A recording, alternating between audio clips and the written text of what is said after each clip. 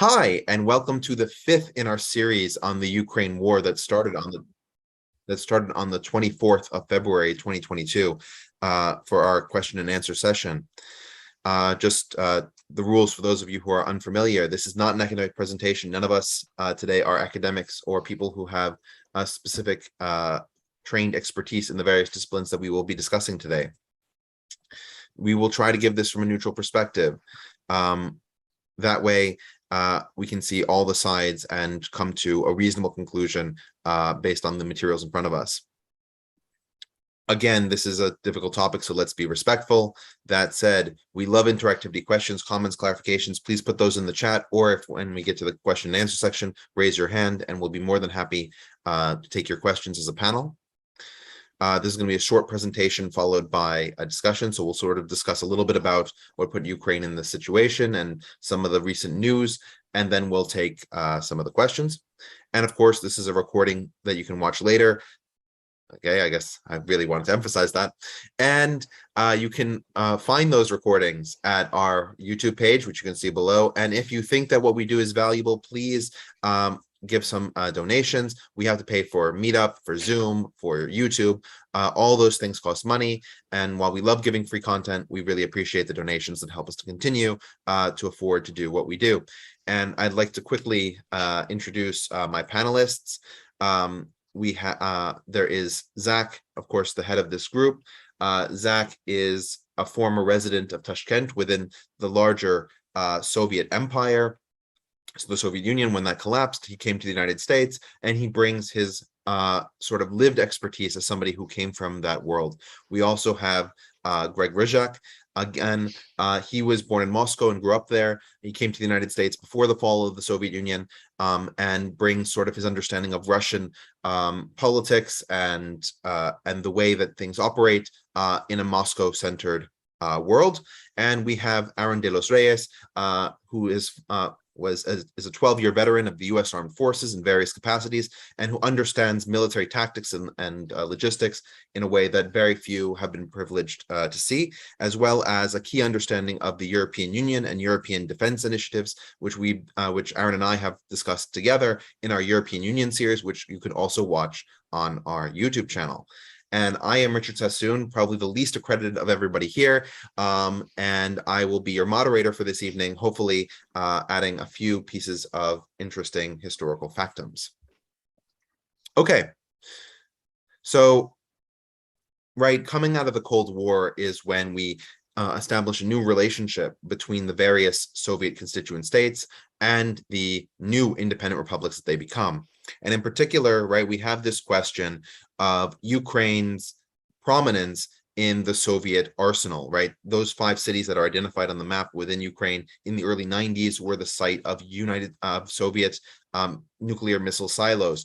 And there were negotiations, 3-party negotiations between the Russians, the Americans, and the Ukrainians in terms of dealing with those nuclear weapons. And of course, nuclear weapons is going to be a topic that we're going to be discussing today in terms of its possibility of use in the Ukrainian war. Does anybody on the panel want to give a little bit of color to the sort of 1990s era negotiations? Yeah, I mean, real quickly, can you hear me okay? We can. Okay, great. I think this is sort of one of the critical aspects to the whole relationship that Ukraine has as a nation state, as a independent post-Soviet state, in that ultimately they position themselves at their formation as a nation that was not just European or semi-European, but in the post-Russian direct influence from a Soviet standpoint. And the big trade in that was giving up their nuclear weapons, which everybody agreed needed to happen, whether it was the Russian Federation as it was being formed or as it generated itself, the United States, and then obviously NATO and all the existing European states. Can you drill into that a little bit? Go ahead, please. Drill into that a little bit, because I can understand from a Russian perspective why they wouldn't want weapons that had been manufactured primarily in Russia and stationed in Ukraine, to no longer be in Ukraine. But can you explain why NATO, the United States, and other powers wouldn't have wanted Ukraine to become another nuclear power that could possibly maintain a balance, perhaps, between the United States and Russia? I mean, at a simple level, since the 1970s, as the world really through different negotiated systems, whether it was START between Soviet and US, whether it was just a larger prominence of denuclearization, which became very popularized after, it was really during the end of the Cold War, really in the 80s, but then it took off into the 90s. Nuclear weapons as a large strategic deterrence outside of, let's just say, the original state powers that had them going into the early 90s, were really looked at as something everybody, at least from those large state powers, wanted to reduce, but more importantly, to not let new actors in. And so the idea that you have a new state, fairly unstable and poor, that was also going to be likely a top 5 nuclear strategic power on the doorstep of both Europe, Russia, Western Europe, Russia, and then obviously the United States, from a strategic deterrence standpoint, just seemed like not a good idea, because there was no understanding of, well, what kind of Ukraine was this going to be? The Ukraine of 2022 is sort of very different and obvious, that they're trying to construct as a modern European state. But the Ukraine of 1991 was just a new post-Soviet state. And the idea, and we're not talking 1 or 2 nuclear weapons, we're talking large-scale ICBMs, tremendous amount of tactical nuclear weapons, because that was really a buffer defense from the Russian perspective, because it was a first strike capability from a tactical perspective. So it gave them the ability that within minutes they could hit Western NATO capabilities. And the idea of having that at that point in time, or even today, to be honest, never made a lot of sense to really anybody. Is that clear, or does that make sense? Absolutely.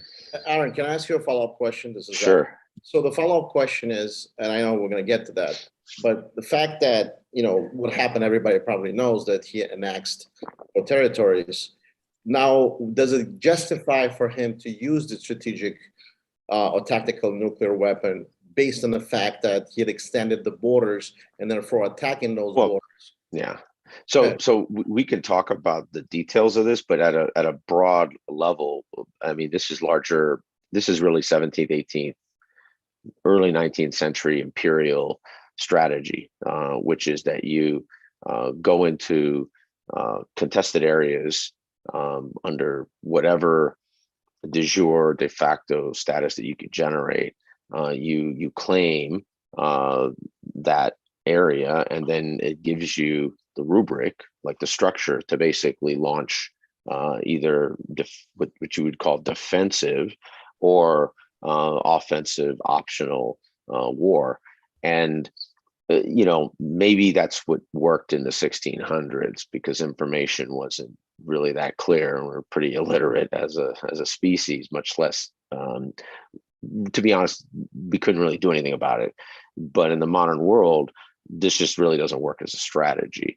And to be honest, I've always had this very simple view that in a extremely dense, large maneuver, hundreds of thousands of forces that are fighting each other, tactical nuclear weapons just don't provide an enormous amount of value. Independent of the blowback, independent of the politics, independent of the pariahness, I mean, just everything else in between. It just at a basic battlefield level, you're just not going to get a lot of gain out of it. If anything, you're just going to generate more friction. All your forces are now going to have to deal with fallout. Everything slows down, right? So any type of nuclear, biological, chemical use generates, I would argue, 10% to 20% of your prior movement, if that at all. Meaning that if you could move 5,000 people over 30 days, 50 kilometers, you're probably going to move those same amount of people 5 kilometers. It's just because the amount of exhaustive preparation you have to go through just doesn't make it worth it. So it basically renders an area in essence useless. So there's not just much logic to this, and I know that's not the world as it's being processed from a media perspective, because every single day is the end of the world. And modern media. We have a question from James Kelly. Yep. So let me unmute him. Yeah, the one thing that must be kept in mind is that Putin has explicitly threatened to drop tactical nuclear weapons on Paris, London, Berlin, and the capital of Hungary, or capital of Poland. Okay, I believe that's his exact threat. Now, it doesn't really matter if he carries it out or not. He has no second move. Okay, there's no second move to that. The minute he does that, that will invoke the United States will invoke Article 5, and they'll obliterate Russia in a second wave. This attack that he's describing won't take out our nuclear capability, but it will give us the justification to obliterate Russia. What we're seeing, gentlemen, is the beginning of the end of the Russian Federation. Okay, a coup against Putin, or the minorities within the Russian Federation rising up and rebelling, or whatever. It could take any number of forms, but that's, I think, what we're seeing here. He doesn't have a second move after that first move. So he can threaten all he wants, but he has no second move. Panelists, how do you feel about this? Yeah, I actually disagree that he doesn't have a second move. He always have strategic nuclear weapons that could be launched from movable launches or submarines. It could evolve into the the world's destruction. So I don't understand when you say obliterate Russia. I don't think it's that easy. It's when we talk about nuclear weapons. I understand that he's in a losing position, but he can, when there is nothing to lose already, he still has that option to go like all the way nuclear. He already burned all the bridges, and even if he just uses the tactical nuclear weapons against just Ukrainian troops, I mean, that's probably his first move. I mean, that could escalate to like a all-out nuclear war, the world war. That's my opinion. So, yeah, I mean, one quick point, and is that Soviet or Russian bellicose language concerning nuclear weapons is not a new concept. It is occurred, and I argue will continue to occur, primarily because it feeds an important narrative of not just Russian propaganda or information war, but ultimately of the Western Alliance, or the Global North's Western Alliance, perception that the use of nuclear weapons, or in essence any modernization of nuclear technology, is ultimately not a positive in the development of the human species. And that is a big deal, because the Russians understand this as a button to push. So he can gaslight, which is what I argue this has always been, the West media machine and news factory, and I'm not oversimplifying that it's all linear and it's all saying the same thing, but ultimately we process most of our information that way, most of us, most of our relatives. That's really what he's doing here. Now, exactly. I've got two questions. The first one is relatively simple. Why can't Ukraine nuke the Kremlin? As several of the panelists have explained, this particular discussion in the 90s resulted in Ukraine losing all of its nuclear missiles and having those either decommissioned or repatriated to Russia. And from a second, just functional perspective, if Ukraine still had nukes and the means of delivering them and could shoot a missile at Moscow, number one, the fallout would affect Ukraine tremendously. So it would be a shot at themselves as well. And it would also remove any of the political goodwill that Ukraine has acquired during this period. And I would make a really clear point that if Ukraine had nuclear weapons and sustained them over the last 30 years, which would have required a substantial external support, whether IEA, European Nuclear Association, U.S. Department of Energy, plus U.S. military support, just to sustain them, which they probably would have reduced 80-90% of them anyways. You wouldn't have had this conflict the way it's structured right now or in the last decade and a half, because Russia would not, or any state for that matter, is not going to enter into a mass scale invasion or mass scale destabilization of another state while that state is right next door to it, much less anywhere else, and has nuclear launch capability. So I do, to be very honest, this conversation sort of proves my point of the effectiveness of the gaslighting, because it could just derail any rationality about. So let's go back to the rationality then. So if Ukraine had kept these weapons, right, wouldn't their codes be Soviet launch codes that the Russians could have used? Or no, I mean, I think that's a lot of too much Fox 24, Jack Bauer, 2000, circa 2005, 6, 7. All right. So the Russian, I mean, to be very clear, Russian doctrine, or Soviet doctrine, I should say, for the most part, actually for almost completely when it came to tactical nuclear weapons or tactical weapons, was really devolved and diffused down to area, army, and core, what we would call core commanders in what was then Soviet Missile Command, which would have been obviously Ukrainian Missile Command. And these weren't network the way we think of sort of Wi-Fi network connected systems. So Ukraine would have developed their own strategic launch capability around these tactical weapon systems, which would have been one of the reasons they would have reduced them by 80-90%, just so that they can maintain a nuclear balance with a small number of tactical weapons, which would have probably just been mobile. They would have looked like a more modern version of what Pakistan has when it came to mobile launch capability. Now, there's a question here that represents, I think, a very common sort of refrain in the news media, and I'd like sort of a commentary on it, that what we're seeing here is something to do with Putin's feelings, that he's a narcissist, that he has erroneous delusions, that his life is ending, and so that he wants to consolidate his gains. Do either of you on the panel want to address this? The exact wording was, what we're seeing is this terminal agonies of a narcissist running out of erroneous delusions, time, life, and power, thus edging him toward a classically reckless desperation. I mean, cool narrative. I just think at the end of the day, he's running a large administrative state.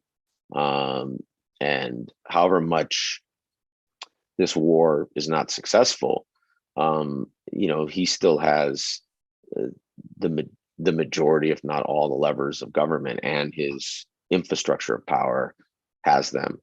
And I don't. For me, the issue here is that this is, if we get rid of the big bad, then all of the other problems will go away, as opposed to understanding that Putin is part of an institution. And if Putin were to be replaced by one of his leading generals, let's say, right, because he's too sick or whatever, it's not like these generals are suddenly going to have a fundamentally different outlook, that they're going to hold free and fair elections, that Russia is going to become the next Poland. Like that's simply not, because Putin is part of an institutional structure that empowers him. And so I have a very simplistic view of this, which is I call it kind of the instrumentation of King George III. It's very simple because we like simple narratives, that there's one human being, King George, and I use King George III as an example because he had the British crown, and that was the one person you had to sort of change. And if you could change them, then all things could be fixed in the American colonies, whatever fixed meant to those people at that time. And at the end of the day, just like you said, Richard, he's part of a much larger institutional environment. And we know him as Putin because he's been in this role for 23 years now, almost 23 years.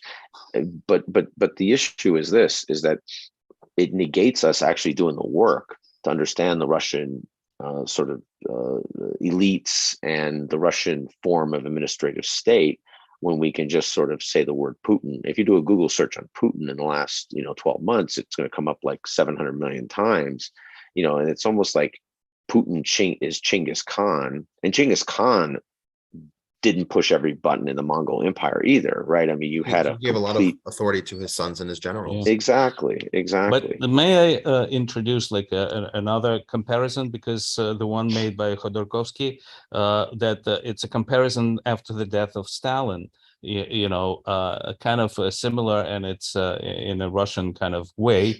I mean, what happened is that his close associates started a power struggle that lasted for 2 years, and only then Khrushchev came to power. So very similar things might have started. And the person who comes to power hasn't been in power for over 20 years and doesn't have that kind of mentality. He would have to see how to, he cannot continue. He doesn't have the Putin's, sense of and responsibility. So he might choose a different structure. The Russia would be in a chaotic state for a while that could be taken advantage of. So, I mean, certainly, if Putin would somehow, disappear, I don't know how this could happen exactly. This would, in my opinion, it would be a positive thing, because he is bent on the mutually assured destruction, because he's not going to back off. That he's fighting for his own existence. So we see what can happen, but it's very possible that the new personality that is not as delusional due to being in power for over 20 years might have choose a different path, and then maybe some form of reconciliation. So I wanted to, since we seem to be in the question mode anyway, and we've discussed a lot of the history on previous discussions, I think that we can actually look at the map. So this was a map from March 5th. You can see this was when the Russians were concentrating their attack on Kiev. Right. And then by March 27th, you see the Russians starting to retreat from Kiev. This was that moment that, of course, accorded Zelensky that fame of, I don't need a ride, I need ammunition, all of these sort of pithy words. Then we moved to the 8th of May, and the Russians had really retreated to the eastern part. And for those who don't look very closely, and I'm going to encourage you to look very closely, especially at the northern border, this map looks eerily similar to the map that we have today. That since May, there has been some change, certainly, but not a fundamentally large amount of change, right? Then in June, you see this. That was the 4th time we met, and now all those areas around the city of Kharkiv have been liberated, but the majority of the territory that Russia had consolidated by May remains in Russian hands. Yeah, so that sort of gives you an idea about the map. I wanted to ask our panelists a little bit about the Kharkiv situation. You can see this is Ukrainian soldiers taking an abandoned Russian tank on the way to Kharkiv in the 9th of September. This is the Ukrainian flags in Balaklia, which is a Ukrainian suburb in the region of Kharkiv. And of course, the Ukrainians were celebrating that they had been victorious. These were put up by the military, obviously. So can you talk a little bit about, this is Ukraine's second largest city. How does this change the dynamics of the war?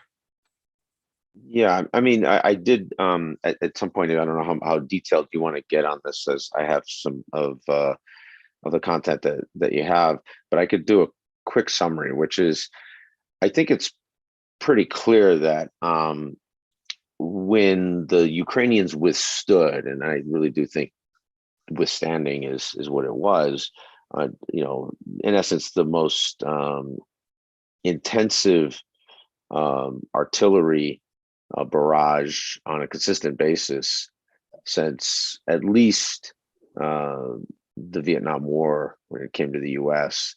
Applying large-scale artillery to North Vietnamese positions over those roughly 3 months that the Russians established at least 100, if not several hundred, large-scale artillery batteries and firing positions, launching, it seems to be at least 1 million, if not more, artillery rounds. If I can just stop you for a Yep, second. go ahead, please. This is the same tactic that the United States used in North Vietnam. Maybe there's some slight changes, but this large-scale artillery barrage, and it doesn't seem to have been successful in the Vietnamese case. Why would the Russians have chosen it as a tactic? Because typically when military leaders are constrained enormously with their political situation, or they've drummed out the people who might have, let's say, the vision and the capacity to imagine different operational capability, or the bad hand you're in. And so as much vision and operational capability you could imagine, and or the political situation that you're stuck in, you just are unwilling to, in essence, restart and do a reboot, which is pretty rare. That you go with the worst hand you have and try to make it as good as you can, and you hope for kind of luck, which is always out there. But in this case, what the Ukrainians did with their time, number one, they did withstand this, right? So we can't underestimate that there were significant losses on the Ukrainian side over those 3 months.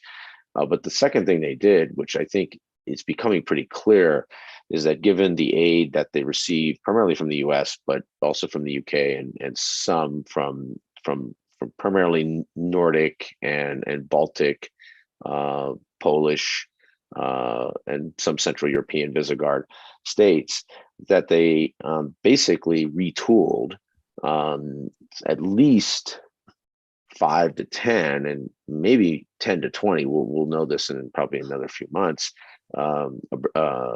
Maneuverable brigades, and when they launched this counteroffensive, which arguably is as substantial a counteroffensive as we've seen since the Israelis launched Operation Gazelle in the Yom Kippur War, given its scale, which was roughly similar in almost similar in size. It's basically a core level, roughly 6 to 10 brigades, and in a matter of 24 to 72 hours, basically began an encirclement of a fairly large area, and would have encircled, not a very large force, but would have had a full envelopment of a Russian force.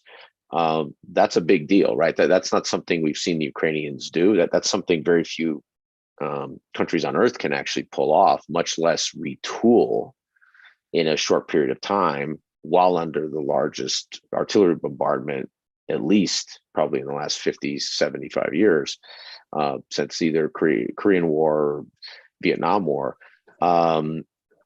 That's pretty impressive, actually, to be very honest. And it leads us to believe that if they have this capacity to retool every 3-5 months, and by the way, that's how long these retoolings can take minimum. I'm sort of impressed that they were able to do it that fast. Now, I don't know if they have, those might have been the most ready units that could do that. So the next wave could take longer. But if they can do this and sort of stagger the development of a full armored maneuver corps every 3 to 6 months, I mean, you could just do the math on this, whether it's in the late winter, early spring, whether it's this time next year. I mean, you get 2, 3, 4 maneuver corps this war ends. I mean, it's math, right? You're going to be able to have gargantuan thrusts with large scale envelopment, and you'll have a complete collapse of all the Russian forces, because you just are going to have so much overwhelming density at the center of gravity, wherever those Russian forces are. So we're going to know, we don't know this now. This might have been it. This might have been the great forces they had. But if they got one more of these in them, I mean, I think the whole war is shifting pretty dramatically, actually. And I think we would know that probably by the winter. Given and that, go ahead. Greg, I'm sort of curious for your perspective on this. How is the Kremlin going to try and explain these kinds of losses to the Russian population? How are they going to effectively control the narrative there? Well, listen, they have a great power of persuasion, because most of the people are watching TV, and they have very talented propagandists that are really affecting public emotionally, and that's so they can convince them of anything. It basically, yeah, they're trying to find blames like in military circles. There were mistakes, things like that. But generally, that's why Putin had no option, but he had to counteract something, and he decided to take this very dangerous move that reduced his kind of rating tremendously, and a lot of people are escaping. There is a chaos in Russia in that respect. However, I believe that he will. First of all, his partial mobilization has it's the same thing as it's a special military operation versus war. This is unlimited mobilization. He may bring 1 million people in, and I'm sure he is with all inefficiencies, with all people running, he can still do it. And maybe they're going to be poorly trained. Maybe many of them will die. But that's a Russian way, especially during the World War II, Stalin's way. You just like, you just use this. They're still going to have some effect. Maybe not very efficient, but some effect. And Russians do have weapons, maybe old weapons, and this like kind of like firepower that covers the whole areas, annihilates. I mean, that's the weapons they have. That's why they use it. I mean, they have a shortage of precision weapons, and they use them on the cities right now to break the morale of the whole kind of country. So I think it will have some effect. Most likely, I think eventually they're still in a losing position, and that's the stakes. He raised the stakes that if that doesn't work, and maybe like scaring Europe and the winter effect on Europe doesn't work to soften the situation, that then he will have no other choice but to start using nuclear weapons in order to scare, maybe tactical first, to show that he's resolved. And I think he's mad enough, unless he's stopped somehow through the chain of command within Russian nuclear forces, or maybe some assassination, some coup. I mean, he would. I believe he would go all the way. He burned all the bridges. He basically. I don't think he's bluffing at all about anything. So the one thing I would say, and it's somewhat of a counter to this sort of vertical escalation to sort of infinity. It's just my opinion. No, that's totally fair. I think that's I think we have this all as people individually. When we get stuck in something that doesn't work, a job, relationship, some pattern, whatever it is, you do have lots of options. Typically, one is vertical escalation, right? You double down, you triple down. There always is another option, which is you slowly dissipate. Just like the U.S. didn't do a massive withdrawal in Iraq when it became pretty clear that there was a massive mismatch between war aims, capacity, capability, and the ability to even succeed, if anyone could even define what success meant. There is the following option. you just slowly kind of, dissipate away. I mean, the Russians, their initial force composition was several 100,000. They could go down every 6 to 12 months to half that number, and then divide it again in half 6, 12 months later. And like most things in history, in the modern world especially, when it comes to media and it comes to sort of our own desires to have our own lives work the way they do, something else takes over, right? And this just becomes background radiation. It's just there, and it just, people sort of blow it off, and it just isn't part of the existential survival of the Russian state, or of Putin, or of the West, or of anything else in between. It's just sort of another limited, and it's not limited for the people fighting it, but limited war. And if I'm betting, that's a very safe option. When I say safe, I'm not suggesting safe for actual human beings that matter here, but safe from Putin's perspective, that he can just divide every 6 to 9 months, and he can just use, let's just say, available, what we better miners will call cannon fodder, whether it's contractors, whether it's private military contractors, whether it's people from various poor states inside Russia, and I just, if I'm betting, that's my bet, because he can keep engagement and not lose face in a binary Boolean way immediately. It can just sort of glide out. Yeah, it's a dimmer switch. So exactly. I wanted to talk a little bit about, and of course, Aaron, you're going to dig deeper a little bit after our questions. I have all your slides, but you've got sort of two fronts that Ukraine is moving in on. They're moving in on that northwest front. Just this morning, they broke through at Liman, which is east of Kharkiv, and that's in the northern area. You can see sort of in the top of my screen, sort of that zone-in area where they're at Liman. And also they're making their move toward the Kherson Oblast, to getting very close to the Dnieper River. So sort of two questions on my mind about that. One of the things that Ukraine had done when they controlled the Dnieper River, but not Crimea in 2014, is that they dammed the river in order to produce starvation in Crimea.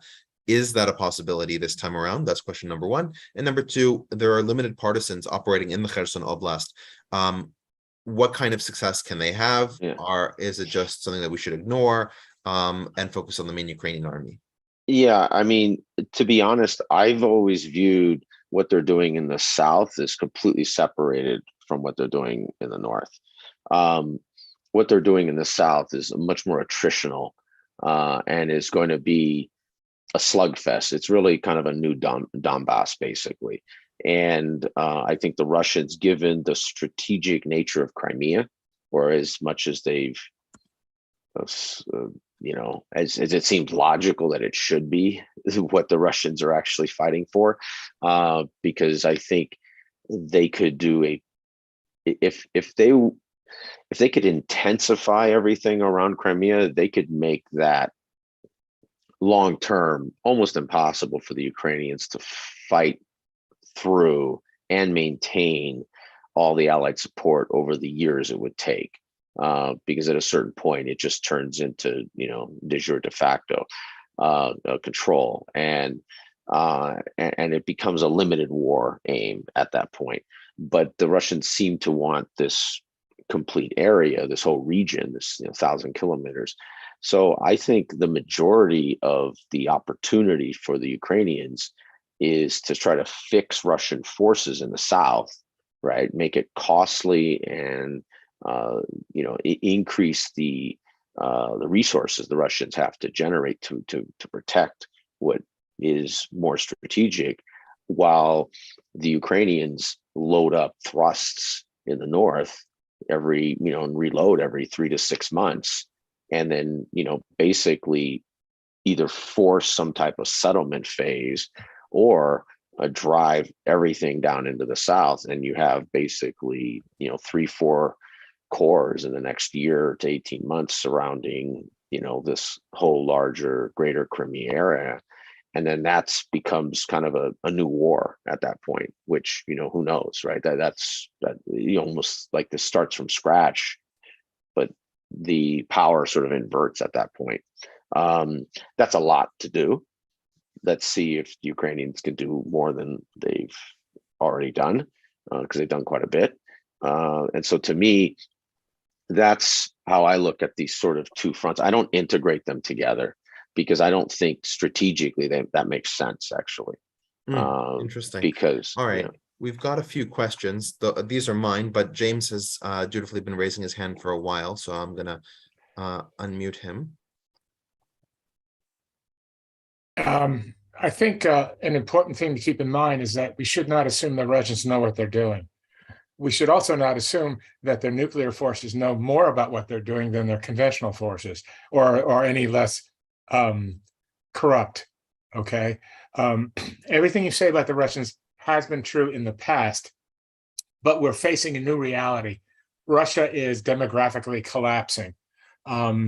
Between the World War II, the end of the Soviet Union, et cetera, there are 20 to 40-year-olds. That cohort of people is much smaller. This is the cohort of people you send in the army or you fuel an economy with. And theirs is essentially being bled to death in the Ukraine. What Putin is doing is that he is accelerating what was already underway and demographically in Russia. This was probably the last chance that Russia had to pull this kind of action. Peter Zion has talked about this. He's on YouTube extensively. Russia and China are both aging societies, rapidly aging societies. And that means fewer people available to draft into the army, to run an economy with, et cetera. And that affects everything else. So I wouldn't assume that the Russians have some kind of master plan. I think Putin is just grasping at straws at this point. And to the gentleman's point about them using nuclear weapons from submarines, you're absolutely right. What I meant by no second move is all we have to do is outwait Putin, because he's threatened to, he cannot bomb Paris or London or any of these major cities, because that will accelerate things way beyond I think he wants them to go. Using them using tactical weapons in the Ukraine makes some kind of sense, but using them against the NATO and provoking a war with NATO doesn't make any kind of sense. I think even Putin knows that. But again, if he can threaten his way out of a problem, he'll try. But that's apparently not working. So, Thanks, James. Do any of our panelists want to comment on this, or? No, I'm generally agree with what James is saying. I'm just saying that using tactical nuclear weapons, even within the Ukraine, it may escalate into all-out nuclear war. That's and it's so easy. It would be very hard to contain at this point. This is like completely different level, And yeah, I agree. There's no point attacking the European cities. I mean, the Russia would concentrate on the conflict with the United States. Yeah, I mean, Putin, one of the people in the chat said that this is a Hail Mary by Putin. That's absolutely 100% right. He's trying this rhetoric because he doesn't have anything else. Even using them, I mean, think about it. Think about the destruction they've been able to wreak on Ukrainian cities with conventional weapons. Tactical nuclear, is it going to be worse? Probably not. It's the idea that it's nuclear that's the big operative factor. So he's not going to cause any more damage on the Ukrainians than they've already suffered. It'll just give NATO an excuse to take the next step. And I don't think we've come anywhere near close to exhausting the things we can do to Russia. Yeah, I mean, I will say one thing. The one thing that's not covered much in the last week or two is that Ukraine is beginning the submission process. It's a long process, or it's as long as the parties want it to be, or as meaningful as they want it to be, of wanting to apply to actually become a member of NATO. And this didn't get much coverage. I actually believe it didn't get much coverage because of the kind of parties that would be interviewed about it don't want to really comment too much on it, because Ukraine is acting ultimately like a sovereign state that is viewing its security and its opportunities, whether it's in new arrangements or it's leveraging existing arrangements, differently. And I think we can't underestimate that. We constantly emphasize the instrumentation of Russia, Putin, Russia, Putin, Russia, Putin. Ukraine's an actor in this, and Ukraine is clearly proving, especially given this counteroffensive, that next to probably France and the UK, they basically have the third, greatest land force in all of Europe at this point, probably, fourth or fifth or sixth in the whole world. And this is something constructed in, 6 to 8 months. So, there is a sort of a specialness here that we're seeing. Now, we don't know how far this extends, but if I'm betting what they've been able to do on land, if they get that capability in the air, they're probably, it will take longer, but the point is they'll probably come through in a very similar fashion. So if, they get hundreds of airframes in the next year, they're likely to prove to be pretty effective in the air. And so, in front of our eyes, I think we have to start thinking about Ukraine differently, not just as this sort of post-Soviet kind of broken state, and they are just whatever they were.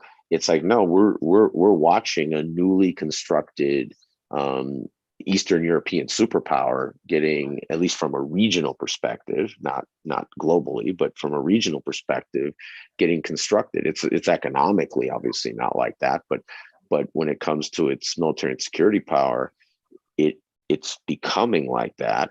And I would say, if I'm being pretty objective here, we're watching revolutionary level information soft power getting applied here. On a level that we've never seen. We've never seen in the modern world. Just their ability to maximize all of the instruments of sort of soft and informational power. And the key aspect of this that I think never gets covered at all is when they make mistakes, because everyone makes mistakes. We're human beings, and people get excited and say something stupid or go way over the line and didn't have support or didn't check 15 times and to make sure it was the right thing to say. When they step over the line, they slap their own hands, right? They don't double down, triple down on something dumb, get themselves cornered, and then everybody's got to pull them out of it. So if one of their people say something, and they had this with the Germans. I'm not suggesting it wasn't justified at some point, but they kind of were. I'm sorry. I have Go ahead. Sorry. One question for you. Yep. And this is probably diving a little deeper. Sure. When they're going to use this strategic or tactical nuclear weapon, would they use the short range, long range missiles? How does it get delivered? What is logistics?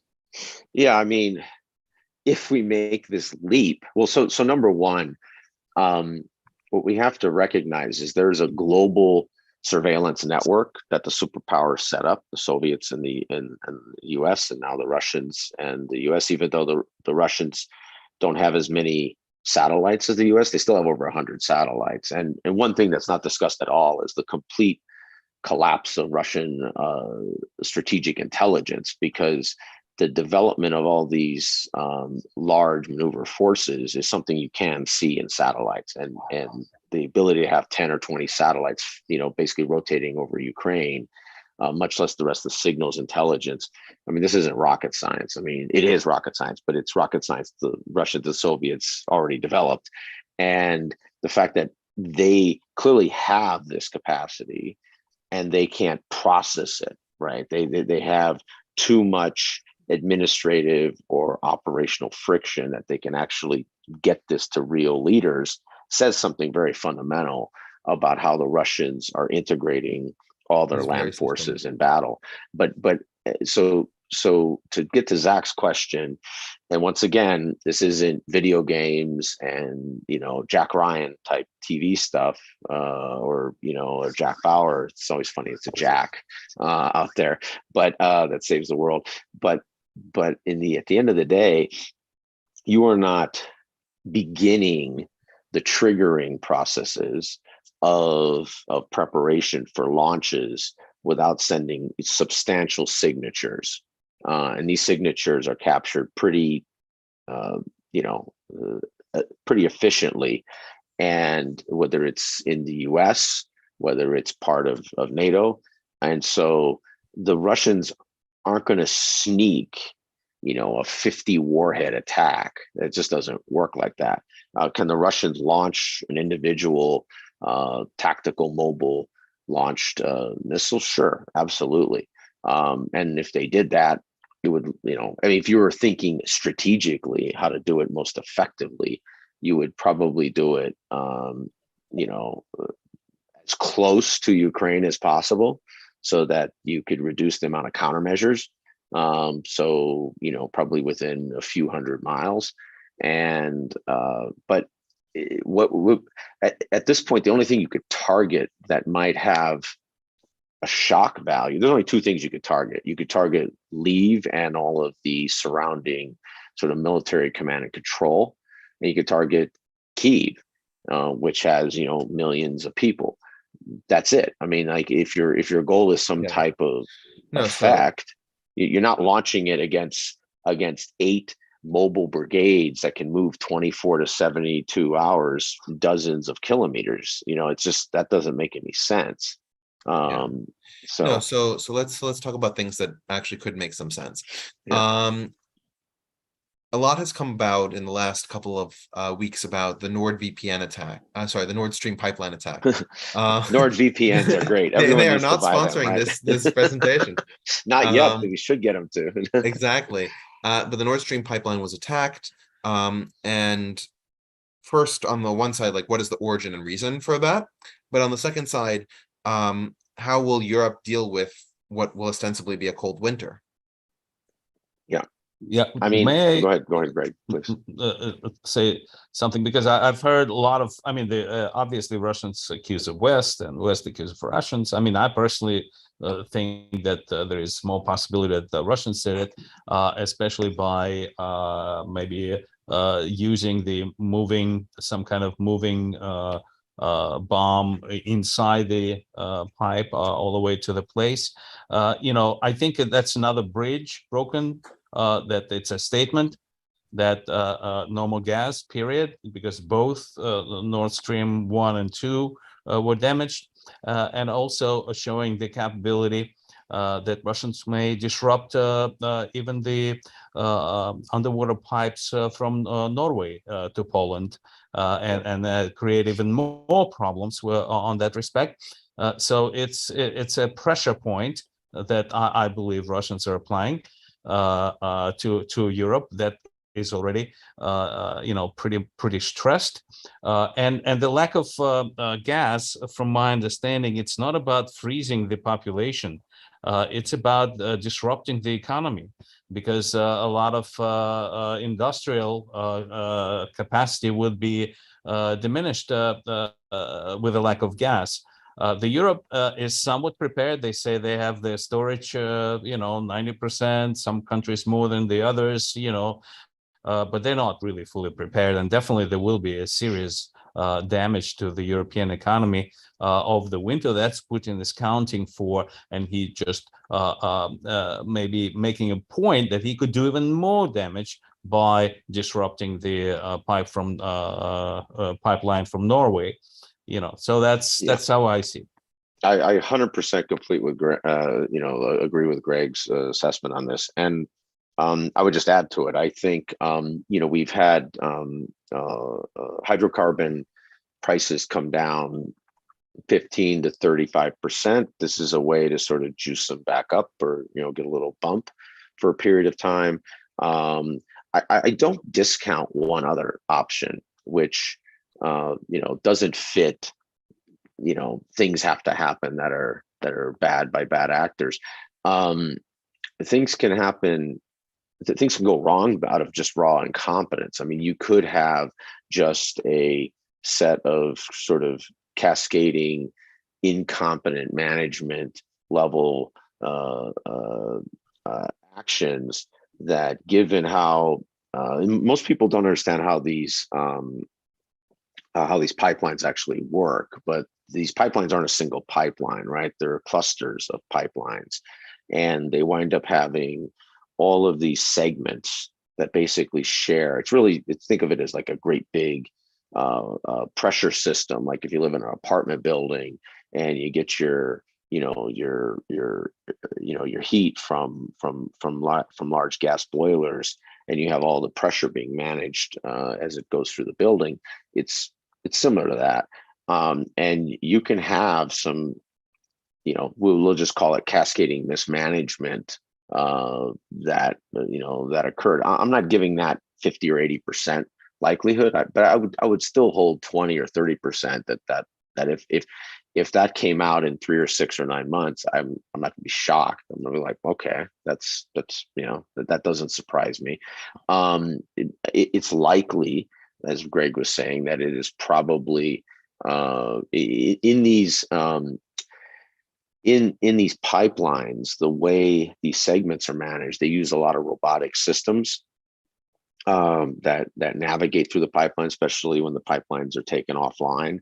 And so, forensically, at some point, you're going to be able to determine whether the metal blew open or whether it blew closed. If it obviously blew inward, then it was some type of effect that occurred from the outside, and whether it blew outward, it's something that occurred from the inside. So this isn't going to be, some impossible thing to discover forensically at some point. Yeah.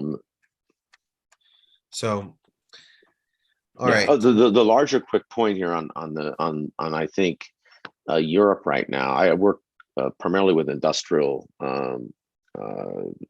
segments in my day, my real job every day, and their need for intensive hydrocarbons, especially Germany, Poland. I mean, the industrial base of Europe, big parts of northern Italy, France. Now, France and Italy have other balanced Suppliers. ways, to gain hydrocarbon energy, whether it's Morocco, Algeria, Turkey, all kinds of other deals that they have.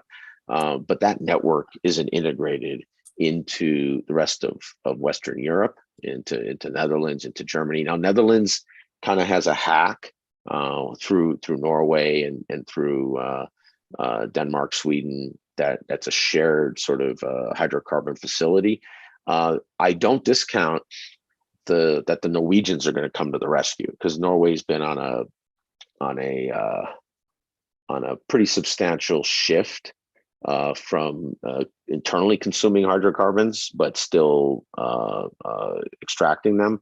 But they are probably, with the US and maybe Qatar, the most effective, fast implementers of medium to large scale pipelines and LNG terminals in the world. So you could have a crash program in 3 to 9 months that could be a pretty good Band-Aid.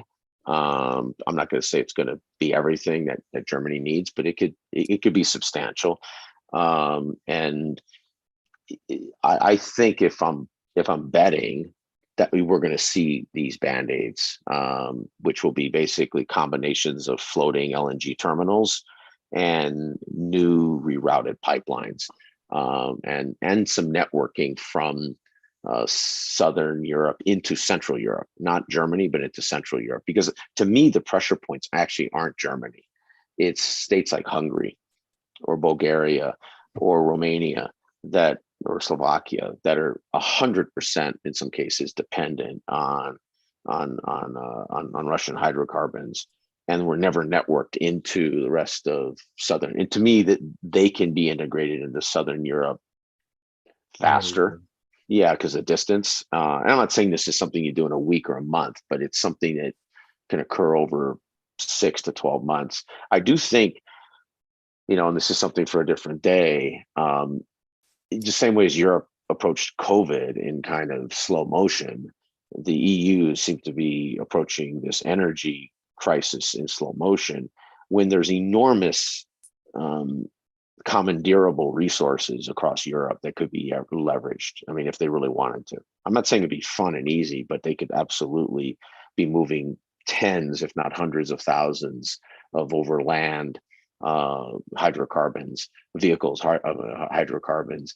They could be, mustering huge amounts of rail, for, in essence, freight rail focused on shipping hydrocarbons. And they could be using ship terminals. If you had this sort of whole region approach, I'm not saying you get to 100%. You could probably get to 50, 70%, which gets people through the winter and then buys you some time as you go into spring and stuff. But there just doesn't seem to be this capacity for action, to be honest. So how do you, we have a comment here. The Norwegian GM said at the UN that they are at 90% plus capacity and completely tapped out for this year. So how do you deal with that? Well, remember, that's given their design to slowly ramp down because of their own Green New Deal and their 2030, 2040, 2050 aims to become, a green economy that doesn't extract hydrocarbons anymore. There's an emergency, environment that we're in. These prior terminals that they've turned off, and when I say turn off, it's not like you turn them off and shut the lights out and put chains on the fences and people walk away and they don't exist. They're brought down to 1, 2, 3% operations. Those couldn't be ramped up in 3, 6, 9 months, and they could be at 125% capacity, and that's independent of shippable LNG. So that doesn't include, the shippable LNG that given sort of the US is a shipping LNG superpower, right? So that's what we know how to do really well when it comes to moving it, because it doesn't, where we're located, it doesn't make sense, except maybe to Mexico, to have, Nord Stream type pipelines.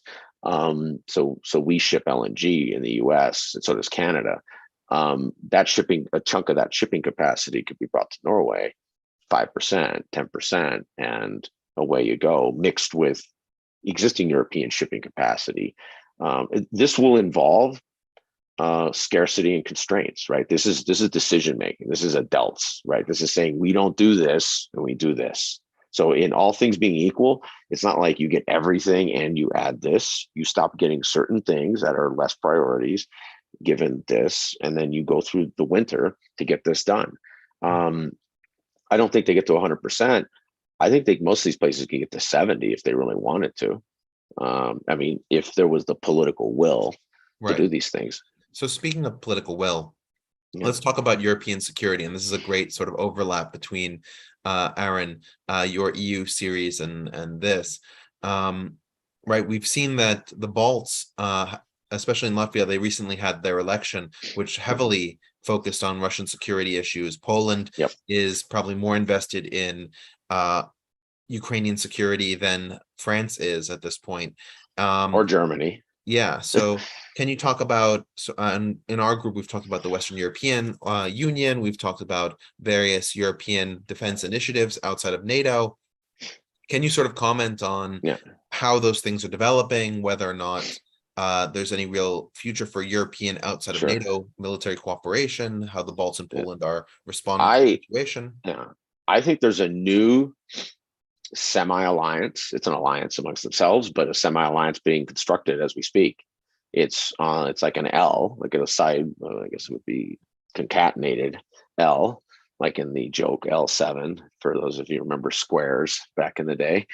But it's on the far west, the UK, sliding across the Nordics, coming down across the Baltics into Ukraine, and punching in through Poland. That is this new muscular security alliance that is, in essence, a direct US ally in this proxy war. We don't use that term, and you've been here for an hour and we haven't really said that, but this is a proxy war. It's a proxy war not just for the US, it's a proxy war for that L. And it's a proxy war for the Ukrainians for their survival.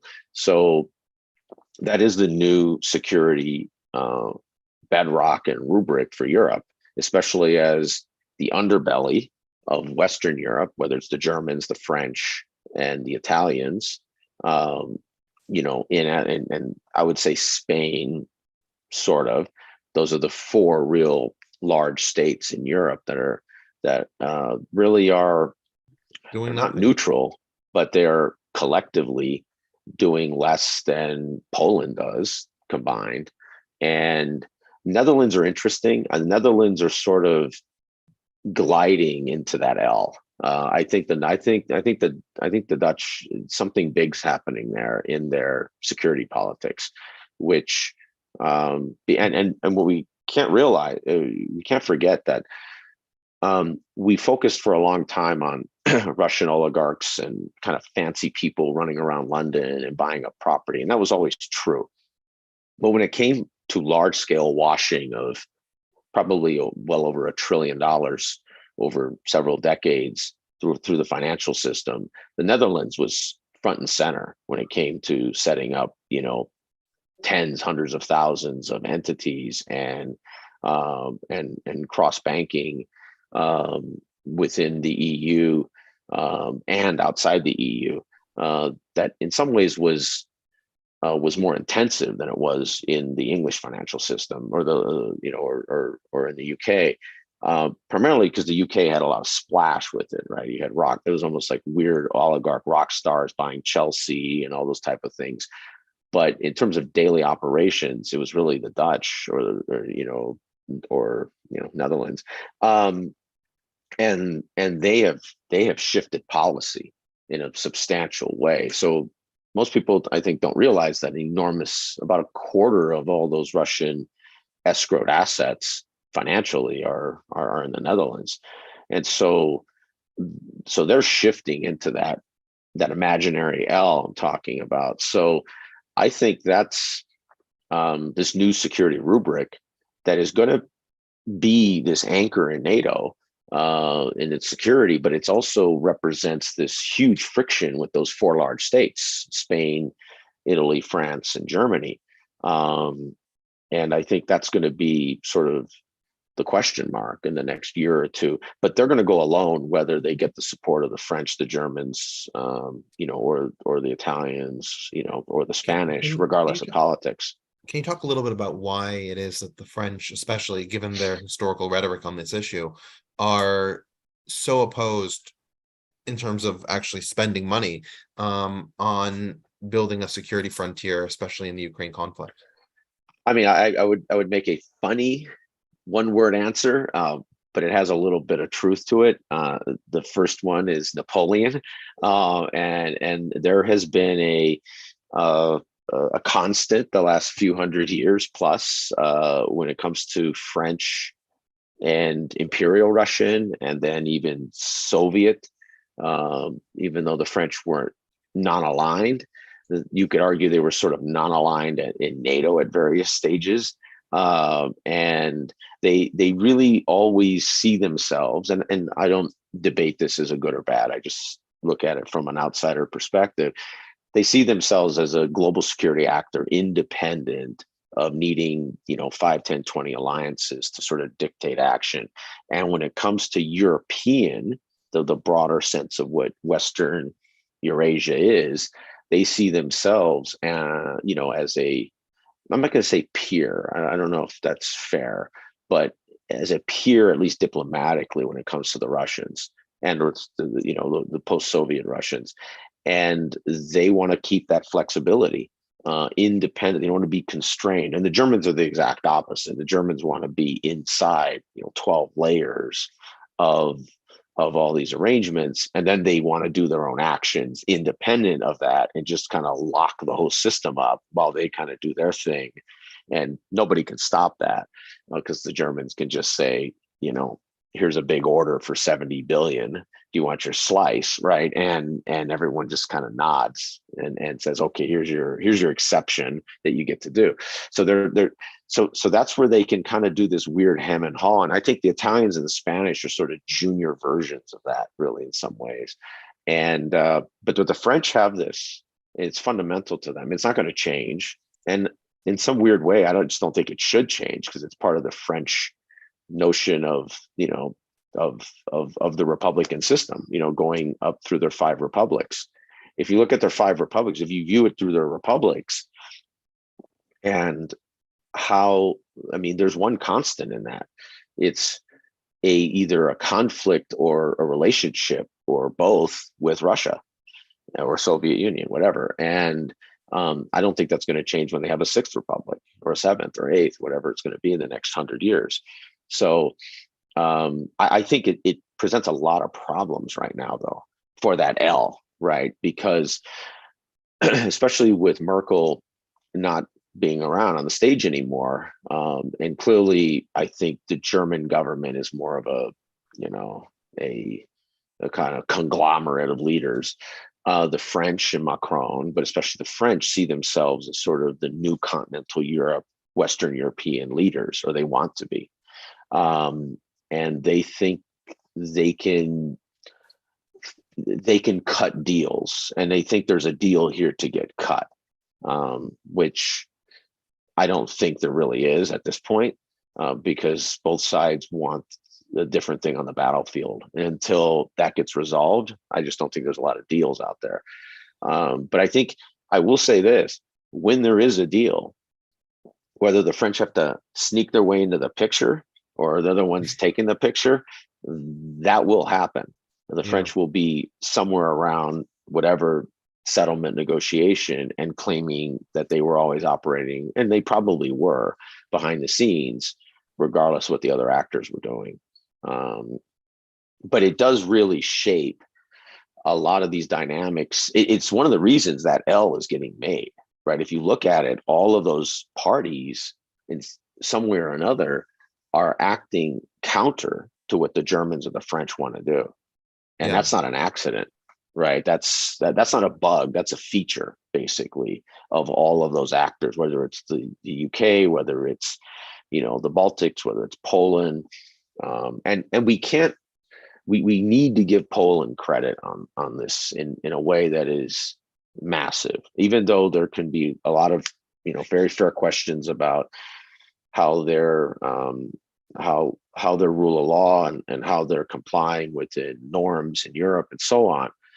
To me, that's absolutely secondary right now. And anybody, especially when the EU tries to commingle that, I think they lose all their credibility in this at all. And I think everybody recognizes it's hard not to. Poland took in, literally, in the first 3-4 weeks, they were taking in 1 million Ukrainians a week.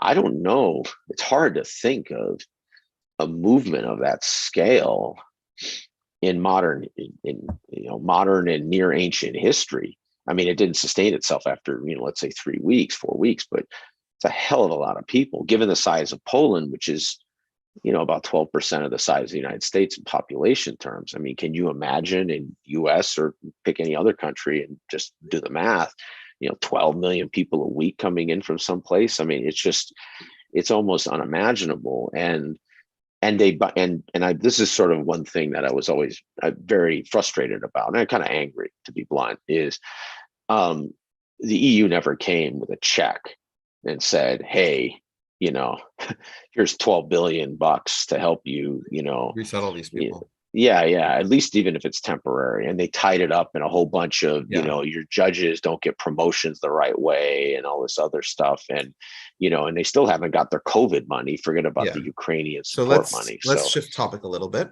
Yep. Greg, I actually wanted to ask you, because we're seeing this from the outside, but I wanted to sort of check on what it's like in the inside. We've seen this call up for the mass mobilization of 300,000 young Russian men. And of course, all throughout our news, we're seeing the lines queuing up at the Finnish border, the Mongolian border, the Georgian border. It seems like Russians are discovering they have new borders every day. So how is this actually being felt within Russia? There's the argument that perhaps like the mothers stop the war in Afghanistan, maybe the mothers will stop the war in Ukraine. Can you sort of talk about how Russians are perceiving this call up? Is it changing their patriotism? Is it not? Is it going to make Putin's and Russia's advances or attempts to advance with the mobilization any more moot? Just sort of walk us through that. Yeah, okay. And I do listen a lot of commentators in Russian. Yeah, there are. It's a shock to the system because everybody's talking about how before people could be ambivalent. They say, okay, I cannot talk about this. I don't want to deal with this. I look on TV, the war is going on, but it doesn't affect us. But now that it's affected everyone, because this mobilization is not just scrapping the poor regions, this affecting everyone in Moscow and St. Petersburg. So everybody is in shock, and people are thinking how to hide. A lot of people. There are still people who are patriotic, who thinks that we should go and defend our country. The main propaganda lines are that we are really fighting the whole West, collective West, not just Ukraine, and they're the ones that are now can break through and destroy Russia, whatever. So we're here. I wouldn't be surprised. He will change finally to from special military operation to war. But anyway, what's happening within we do see all those lines trying to cross. Unfortunately, the specifically the Baltic states, and to just split. What's the largest border with Russia? Finland. Helsinki, Finland. Yeah, they are closing their border to those who are trying to escape. They have their own reasons. They're afraid that it will destabilize them. They have small population. Yeah, I see there are 200,000 people left Russia so far. Yeah, that's what estimated right now. I also have the same number that up to now. Since the beginning of mobilization, about 200,000 went through the borders of Kazakhstan, Georgia, and Finland are the main recipients, and Finland now closing it up. They also say that right now they're sending, the Russians are sending people of Guardia people to turn a lot of them back, those who didn't make it, didn't make the crossing. So yeah, I think the patriotism is falling very fast, not completely. I mean, there are still sizable percentage of population who are still buying this.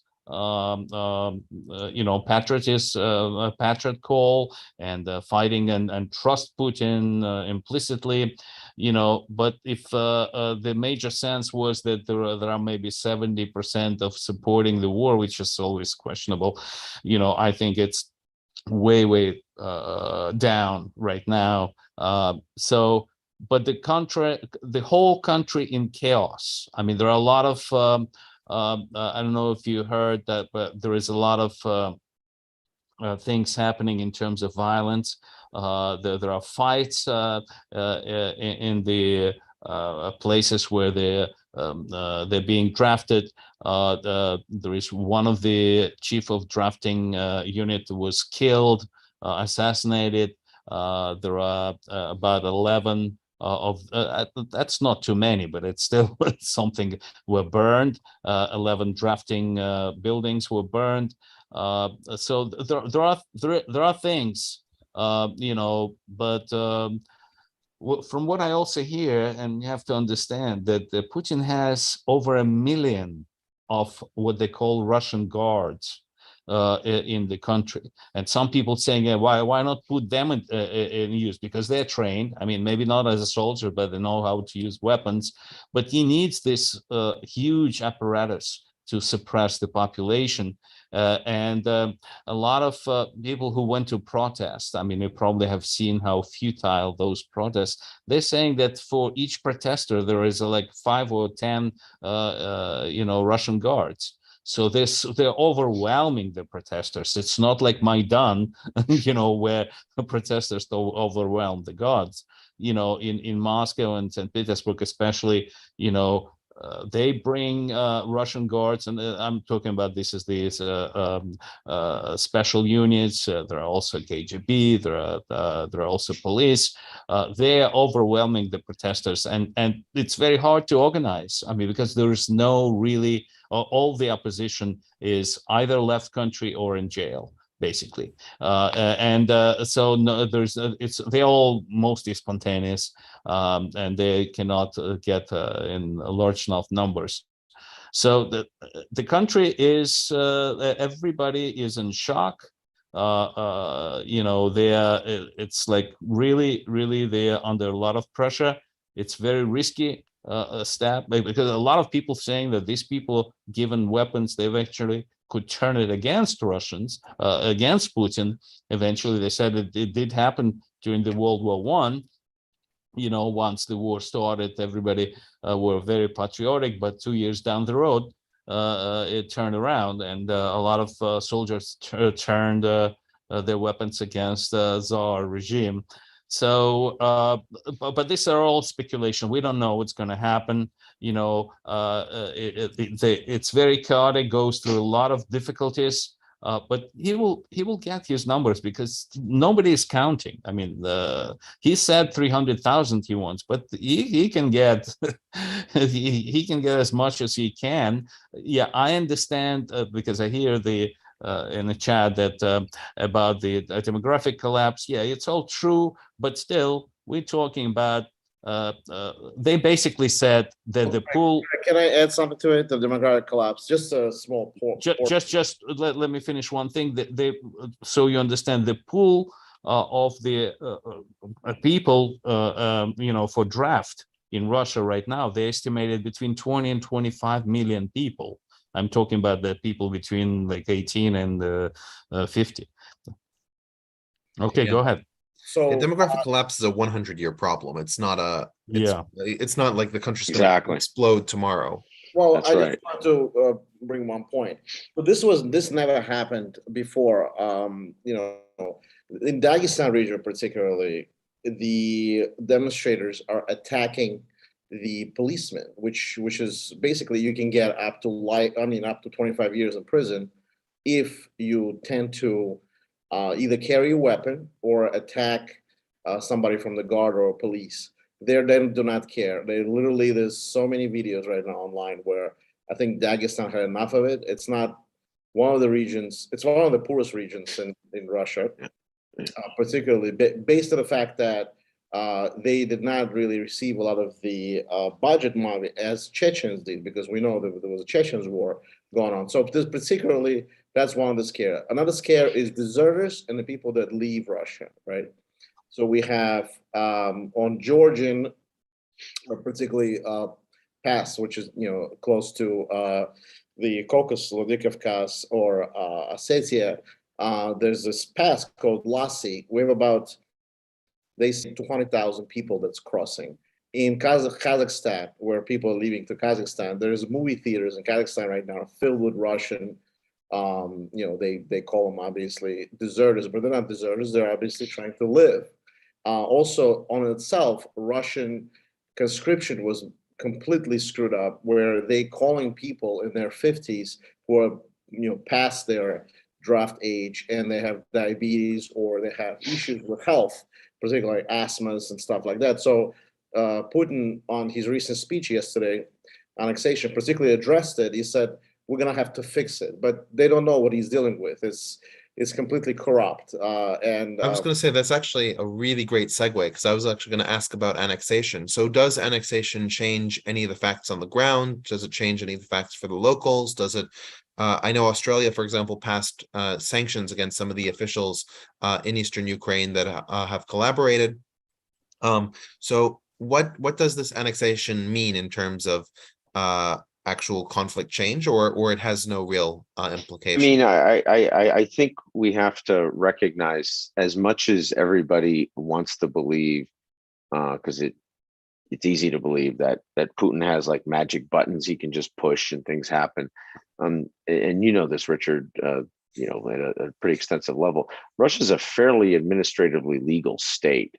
And even if they take what you would, you know, what we'd all rationally call, you know, terrible actions and sort of anti-norm actions and illegal actions by international terms, they tend to structure it in ways that fit Russian administrative legal norms. Meaning, you know, if they classify something as a special military operation versus a general mobilization, that has implications of who can be called up, why, how they're paid, how they're conscripted, all these sort of mechanics, which everybody, you know, believes, oh, you can just wave a wand and these things go away.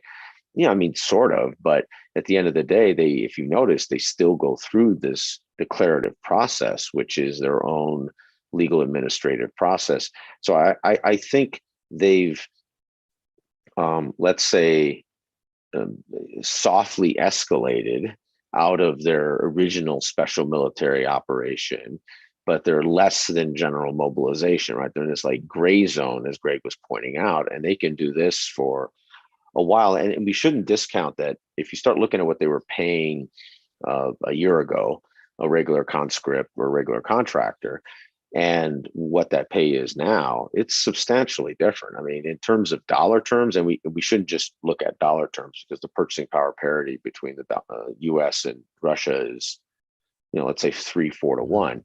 So you get a 5,000 equivalent of a $5,000 US dollar signing bonus, and you get 3 to 5K a month, which if you're from a poor area in Russia, you know, Even from Moscow, for it's a 6 lot. months.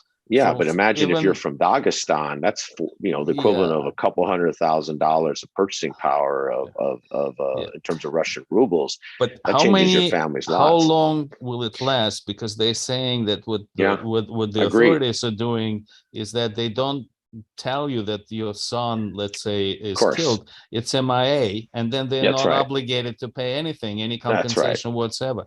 But I wanted to say that those annexed areas, especially new annexed areas of Zaporozhye and Kherson, I mean, it makes the local population eligible for draft. And so they're going to draft those people who are against and to fight, draft Ukrainians to fight Ukrainians. But this is part of the Russian strategy, where if it's almost like they have a state sponge, and wherever they can sponge something up, even if it's a few hundred people here, then they declare a switch in a particular article of blank within the Constitution, and they go over here, grab a few thousand people, you know. So it's this sponging. But there is this larger dynamic, which is you don't have the cadre, you don't have, you know, you don't just push a button and, you know, out comes modern infantry or armored soldier, and much less support, logistics, communications, all these other critical skills you need in any other modern military. And so that is the really fundamental problem, is even if they could generate 60,000 people a month, 20,000, it just doesn't matter. Who's turning them into modern fighters and modern support people on a modern battlefield? Sure. Much less having the kit that actually supports that and integrating them. And then the larger question is pipelining, conveyor belting all those people into a campaign plan. Because at this point, I mean, to be very honest, the Russian campaign plan looks like the US post-invasion Iraq campaign plan. It's just, they're making it up, or they're just reacting every, you know, 2 to 4 months, and they're reacting to the initiative that the other side has. And that's, to me, that's the big shift we never knew about from the Ukrainians. We knew the Ukrainians had the desire to have initiative, but could they actually achieve it? And we're seeing with basically the construction of a core that they at least have the desire to achieve that initiative in one large thrust so far. And if, once again, if they can generate 2 of these, they're going to have the dominant initiative. And at this point, I don't see anything that reconstructs Russian initiative right now.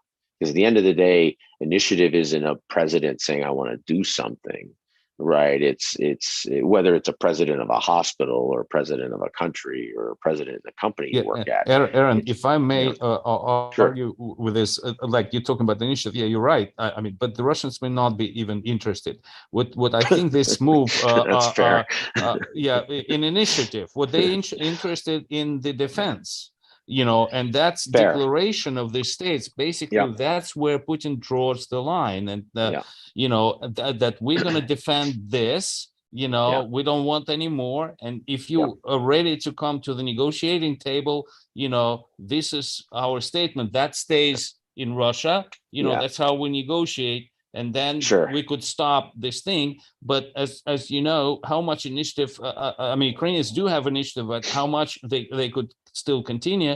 We know it's so much harder to take, That's right. than to defend, and with you bring up a great point. You bring up a great point, which is what they're doing. It's actually pretty crafty what the Russians are trying to do. It's the Crimeaification of these other sort of states. It's wrapping these other sort of annexable regions, by their definition, annexable, into this sort of Crimea acceptance. Because I think outside of Ukraine, an enormous amount of the world would be willing to cut a deal on Ukraine's behalf if all it turned out to be, and not that it's all like that's a good thing, but if all it turned out to be was Crimea and this goes away, I think that's a deal that becomes pretty hard for Ukraine to fight against. And what Russia's trying to do is extend that into these other 4 oblasts, basically, and see if that works. I don't think this works from a Ukrainian perspective at all. I think and by the way, I do think a trigger to their acceleration is going to be changing the facts on the ground one by one in each of these oblasts over the next 3 to 9 months, basically. And I know everybody thinks this has to end, every day has to end, 2 weeks, 3 weeks has to end.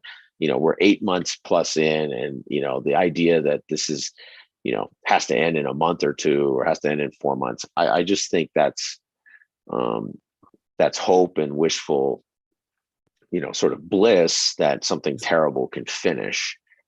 This is going to end when the parties realize they don't get anything out of it, and then the parties that support them don't get anything out of it. And when you get to that state, then you're going to start getting to negotiated settlements. So do you think that, because for example, we've seen the Russians using Iranian drones, the Ukrainians using Turkish drones. Do you think that these new technologies might tip the balance in that kind of equation? Well, yeah, they absolutely already have. I mean, we haven't talked about the Himmlers and basically these mobile, you can almost call them sub-regional, missile launch platforms, which have tremendous precision guidance, combined with drones, combined with, and there's no way to spin this, Ukrainians have revolutionized hacking. I don't mean the hacking of your credit card, that's a terrible thing, but of big complex systems that are built by defense contractors to do a thing. And if you want to do something else, you put in a 5-year change order and you get that, maybe. And then you have 10 others doing that. And over 30 years, a bunch of people, made money building things that mostly worked. The Ukrainians say, nah, forget all that. Give me the Linux software code and I'm going to ram stuff together and do a proof of concept on the battlefield and just, rinse, repeat until we get it right. And they're not doing this with like low grade tech you get at a Best Buy or at a Costco or at a Westco or at a TMB's or wherever you might shop in the world. They're doing this with pretty much some of the most sophisticated hardware and software that militaries have ever constructed. And so when you put this together, the Ukrainians are are absolutely revolutionizing it. How they're in a precision way going after unique Russian assets. I mean, I think it's pretty clear that they've launched, I don't know, low end a few hundred, high end maybe up to 600 or 800 direct strike missile launches against Russian command and control arms depots, which do not underestimate wiping out probably 100 or more arms depots doesn't have a devastating effect on how the Russians were going to conduct long-term operations in Ukraine, because I think the Russians' strategy was pretty simple. We're going to load up heavy and push it as far forward as we can, and we're going to keep just kind of the old, qualities its own quantity, and that's effective until an enormous amount of your arms depots are taken out, which the Ukrainians clearly have been able to do, I'm sure, with enormous amounts of NATO and US and UK support in doing it, both intelligence, targeting, In weaponry. battlefield assessments. I mean, you name it, the whole 9 yards. Bomb damage assessments, etc. And so that is a big deal on the Ukrainian side. I think the Russians are trying to sort of play a catch-up version of this, which if the tech can work and the Russians can get their best, when I say best, doesn't always mean smartest, but the best sort of hustling type people and get out of their way, the Russians can probably do some interesting things here that'll be challenging to the Ukrainians. The question is, is the Russian force structure such that they can let the Wagner group and 4 or 5 other, VDM units kind of get together and kind of construct their own little baby campaign plan and see what they get done. I don't know if the Russians can pull that off. I mean, I don't know if they politically can pull that off. They have smart people, however dumb they might do things, just like we have smart people in the West and we do dumb things, right? But it's sort of a question about whether they can pull that together. Mark, you had something you wanted to add? Yeah, real quickly on a previous topic about the annexations, just to piggyback on something that Aaron was talking about, was kind of he used the term Crimeification of those 4 oblasts. And I think it's really, no one treats it seriously outside of Russia, but it's really for a Russian population. That's his audience. And so that he's, redefining the border of Russia so that Russians will see these 4 new oblasts as Russian and will fight more for it, because he's basically on the defense now for some time, and he's going to be on the defensive for some time. And that he's trying to basically buck up what the Russians are willing to fight for. So this is more Russia. He's counting on the Russian characteristic of being very dogged on defense, and very brave and very, very skilled in the defense of Russia itself, not somewhere else. Yeah, the only Mark, thing I wanted Greg. to say that though the two new ones, that Zaporozhia and Kherson, is historically had nothing to do with Russia, really. No, exactly. And they don't have they have a hard time connecting to those two. No, okay, the Lugansk and the Donetsk, the Donbas, the Russians could digest, but those two, it's very hard. I was going to say, speaking of Zaporizhia, we saw that Director Murashov was recently kidnapped by Russian forces, or strongly questioned. How does that bode for the survival of the nuclear facility there? I mean, look, I think the Russians have spiraled themselves into this whole Zaporizhia thing for 4 or 5 months. It makes no sense. It's strategically nothing they've been doing around these nuclear plants, but especially this one, has made any sense. To be honest, ceding a nuclear plant to your enemy so that they have to take care of it is a resource drain.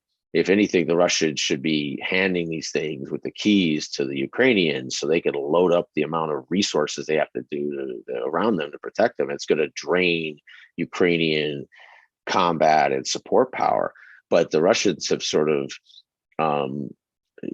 kind of tied themselves up in knots. And I would argue, I didn't feel this way 6 months ago or 5 months ago when this was starting to kind of kick around and you had pot shots being taken at the nuclear plant, because I just felt like this is such a boneheaded thing to get to, but the Russians seem to be really attempting hard to get to the boneheaded place on this. And, there could be an accident at some point. I'm not suggesting there's something happening Monday or anything, but at some point you degrade down the people, because it's always people, it's engineers and it's management, and you degrade down the support and maintenance infrastructure you need to maintain a nuclear plant, and you could have an event. I'm not suggesting it's Chernobyl, but you could have something happen.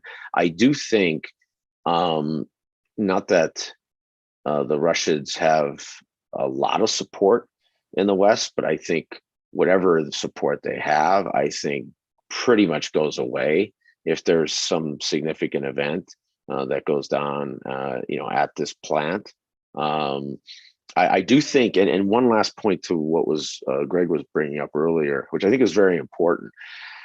The Ukrainians have showed enormous discipline overall in not triggering this larger defensive narrative that Russia's trying to build. It's almost like it's the greatest false flag operation in the last 50 years.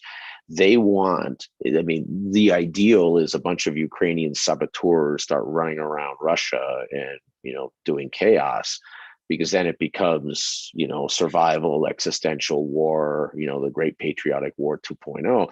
And Ukrainians have proven extremely disciplined. I'm not saying nobody's done anything, but at scale, you haven't seen in 8-9 months fighting an existential war that they're not going over the border and going nuts, which you take almost anyone else in the world, you would have brought this war to Russia within the first 30 days. You just would have. And the fact that they kept that together, and I'm sure that's a very critical part of their NATO support, and more importantly, US support, is they're very clear that you flip, like that's our red line in the US. I'm 100% sure. Our red line in the US is, I don't care if it's plausible deniability. If anything happens over that border and it has any traceability, you go backwards 6 months with us when it comes to arms shipment, when it comes to everything. And I think the Ukrainians understand that. And I do think that's a smart thing that we're, and probably all the Western allies are doing, because that's probably not a great idea to bring a war like this into Russia. In essence, the Syriafication of this war, I think would be a very bad development in this more medium term. And if there is something that could trigger an escalation, not just something nuclear, but beyond that, or not beyond that, but parallel to that isn't nuclear, it would be bringing that war to Russia. Absolutely. Now, James, you've been patiently waiting. I'm going to give you the last question before Aaron sort of walks through in a more detailed way what's happened over the last few months.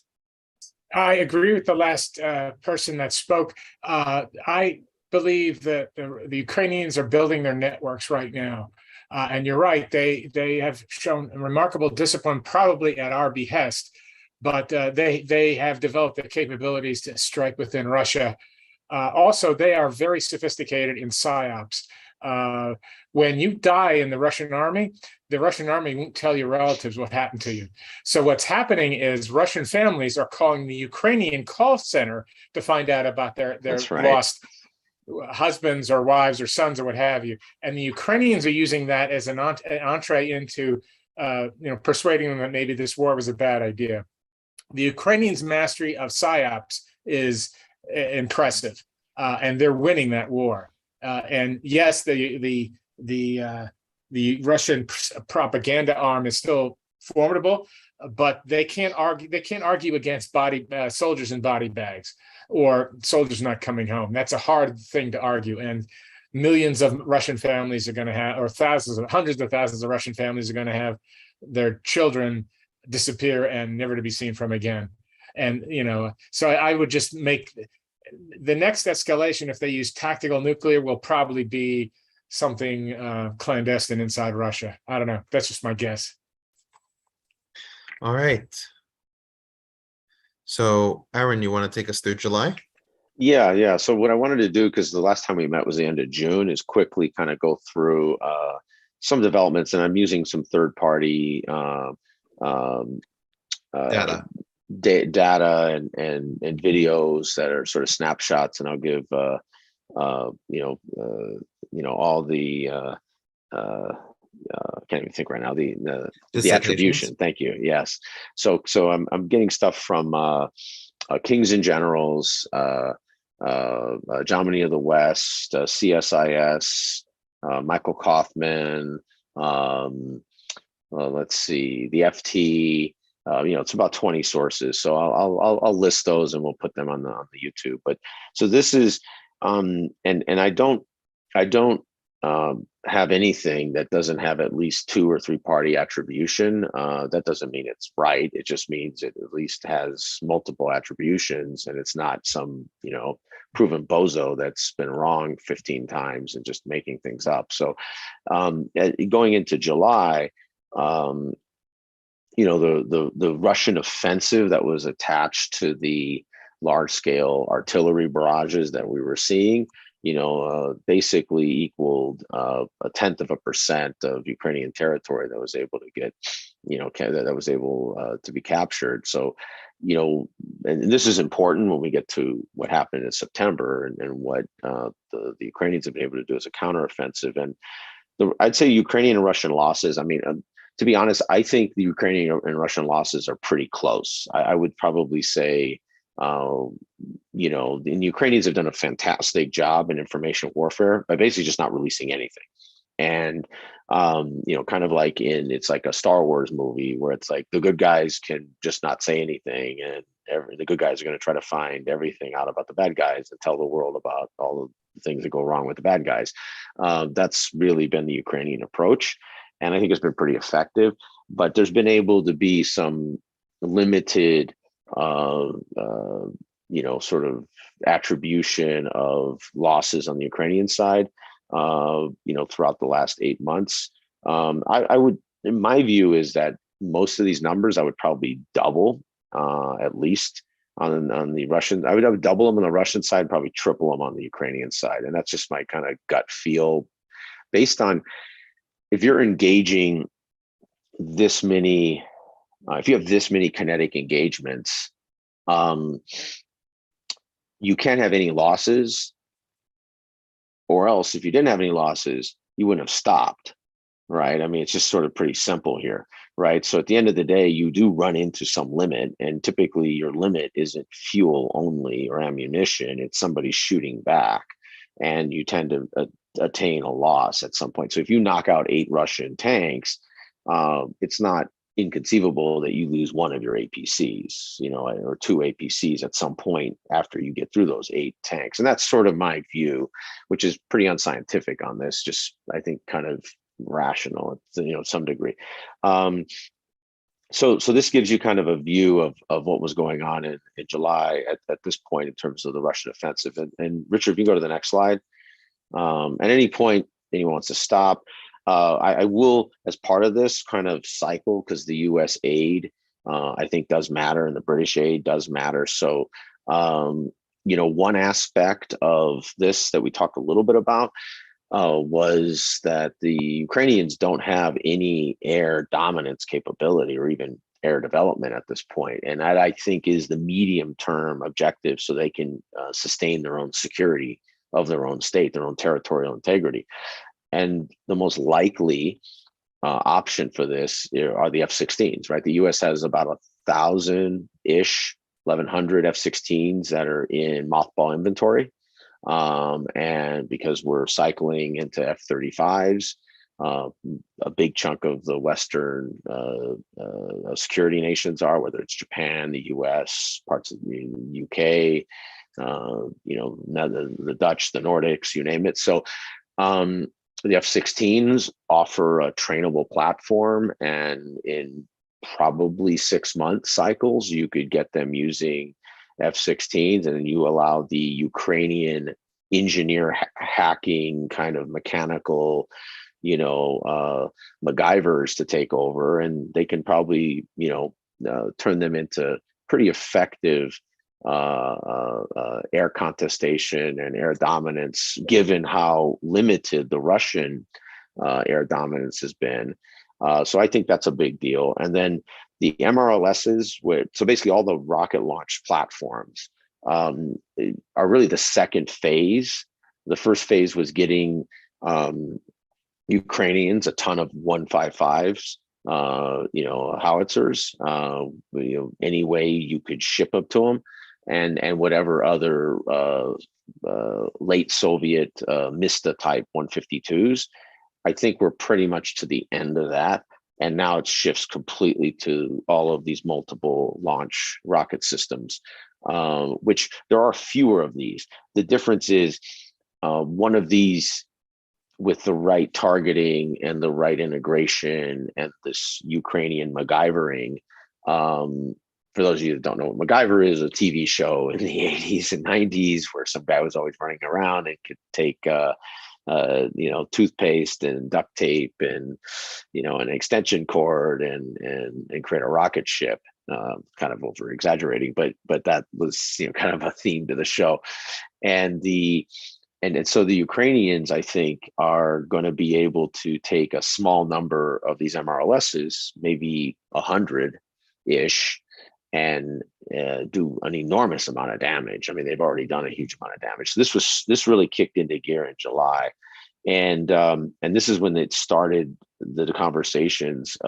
Were the Russians going to get Iranian or other? Obviously, the Chinese probably turned them down so far.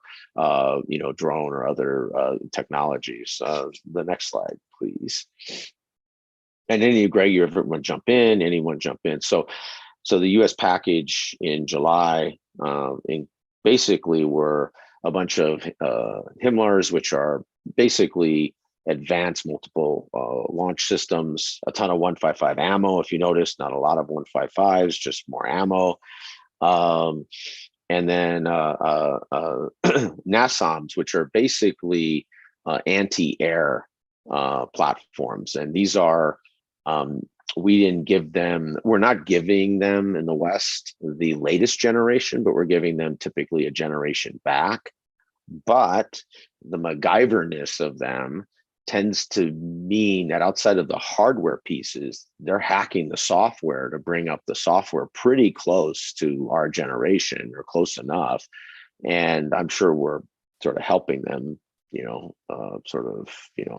sort of.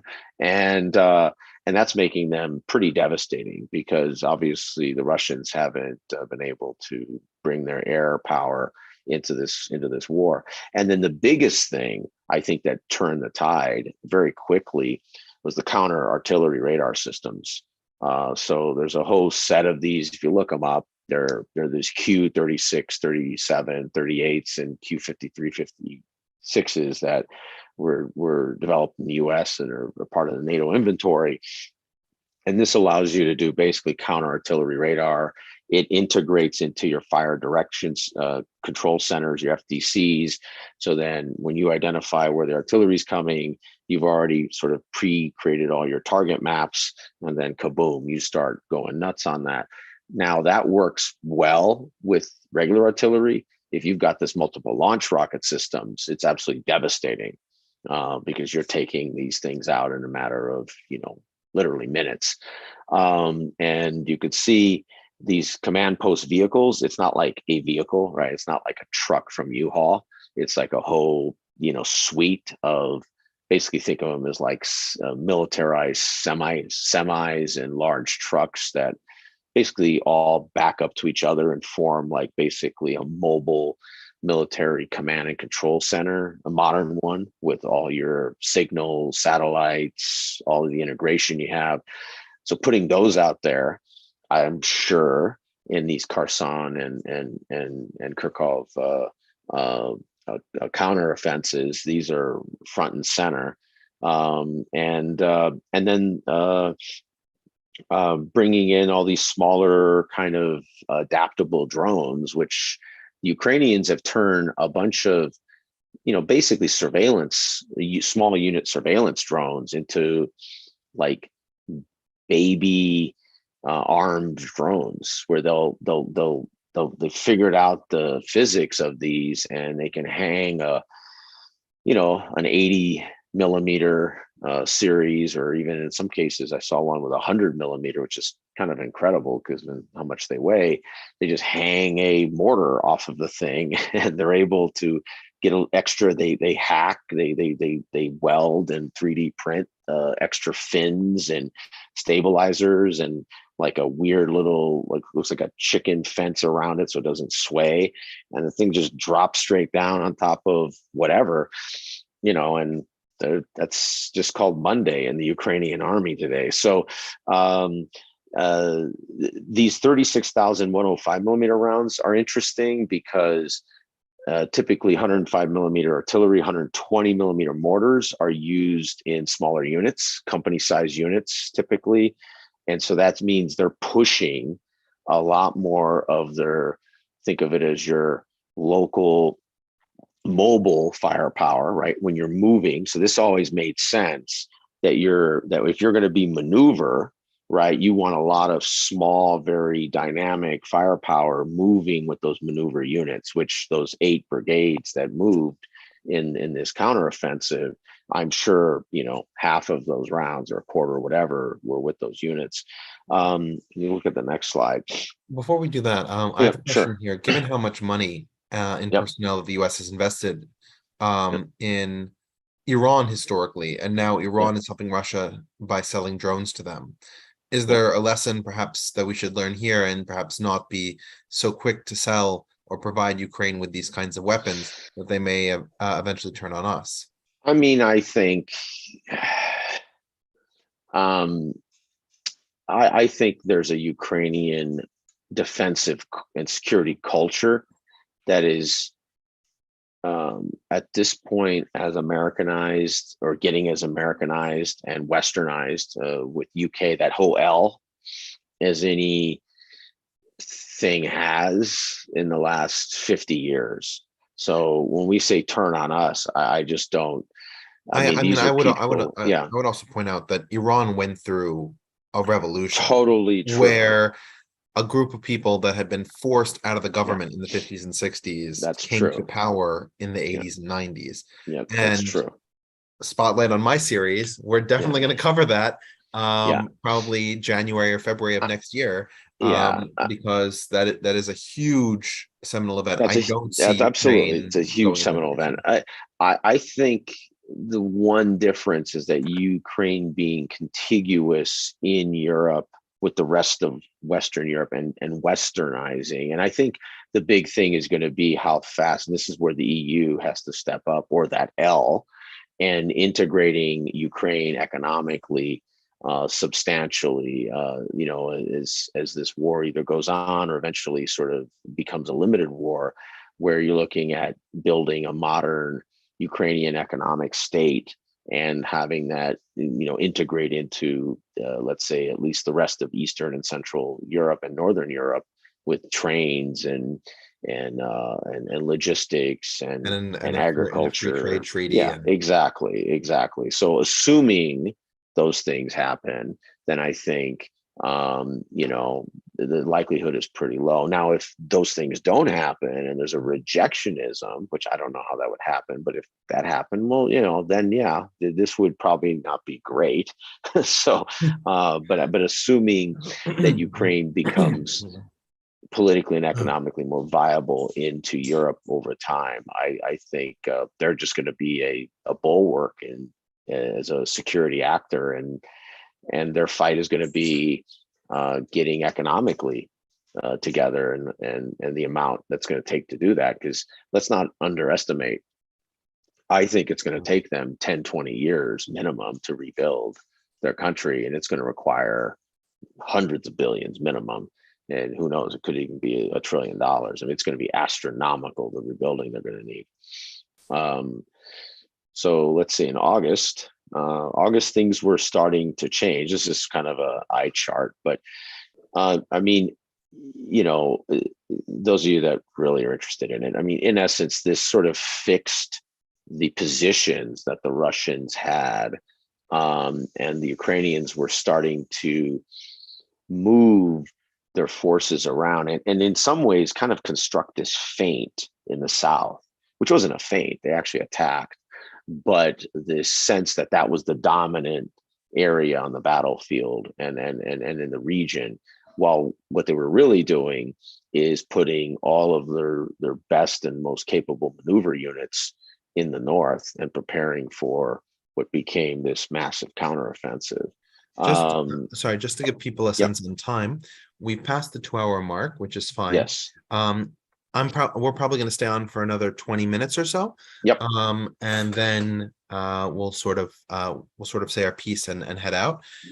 So that way you know that we're not going to take up more of your day than you otherwise. That's right. That's right.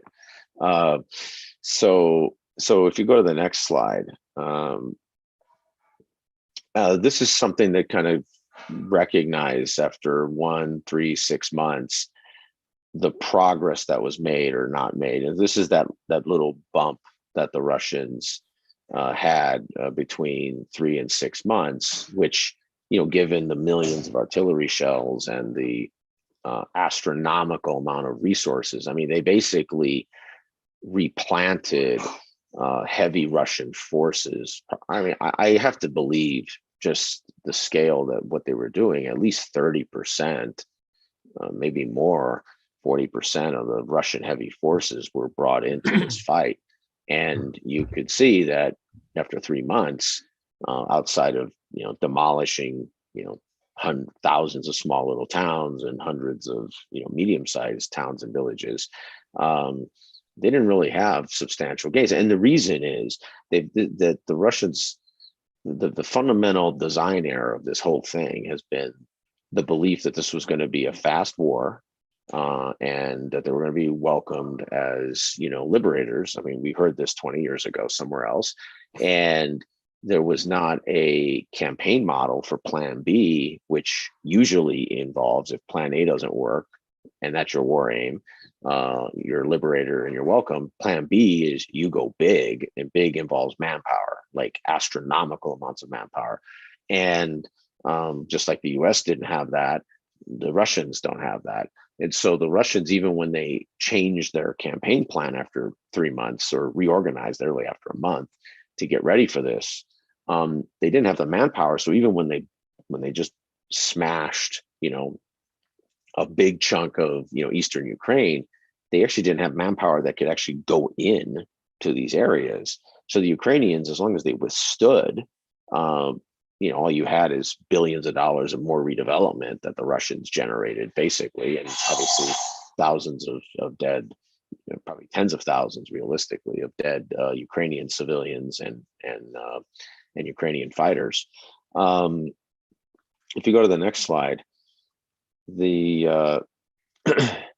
so this was additional aid in August, which, as you could see, you know, the ammunition was coming in, and additional MRLSs.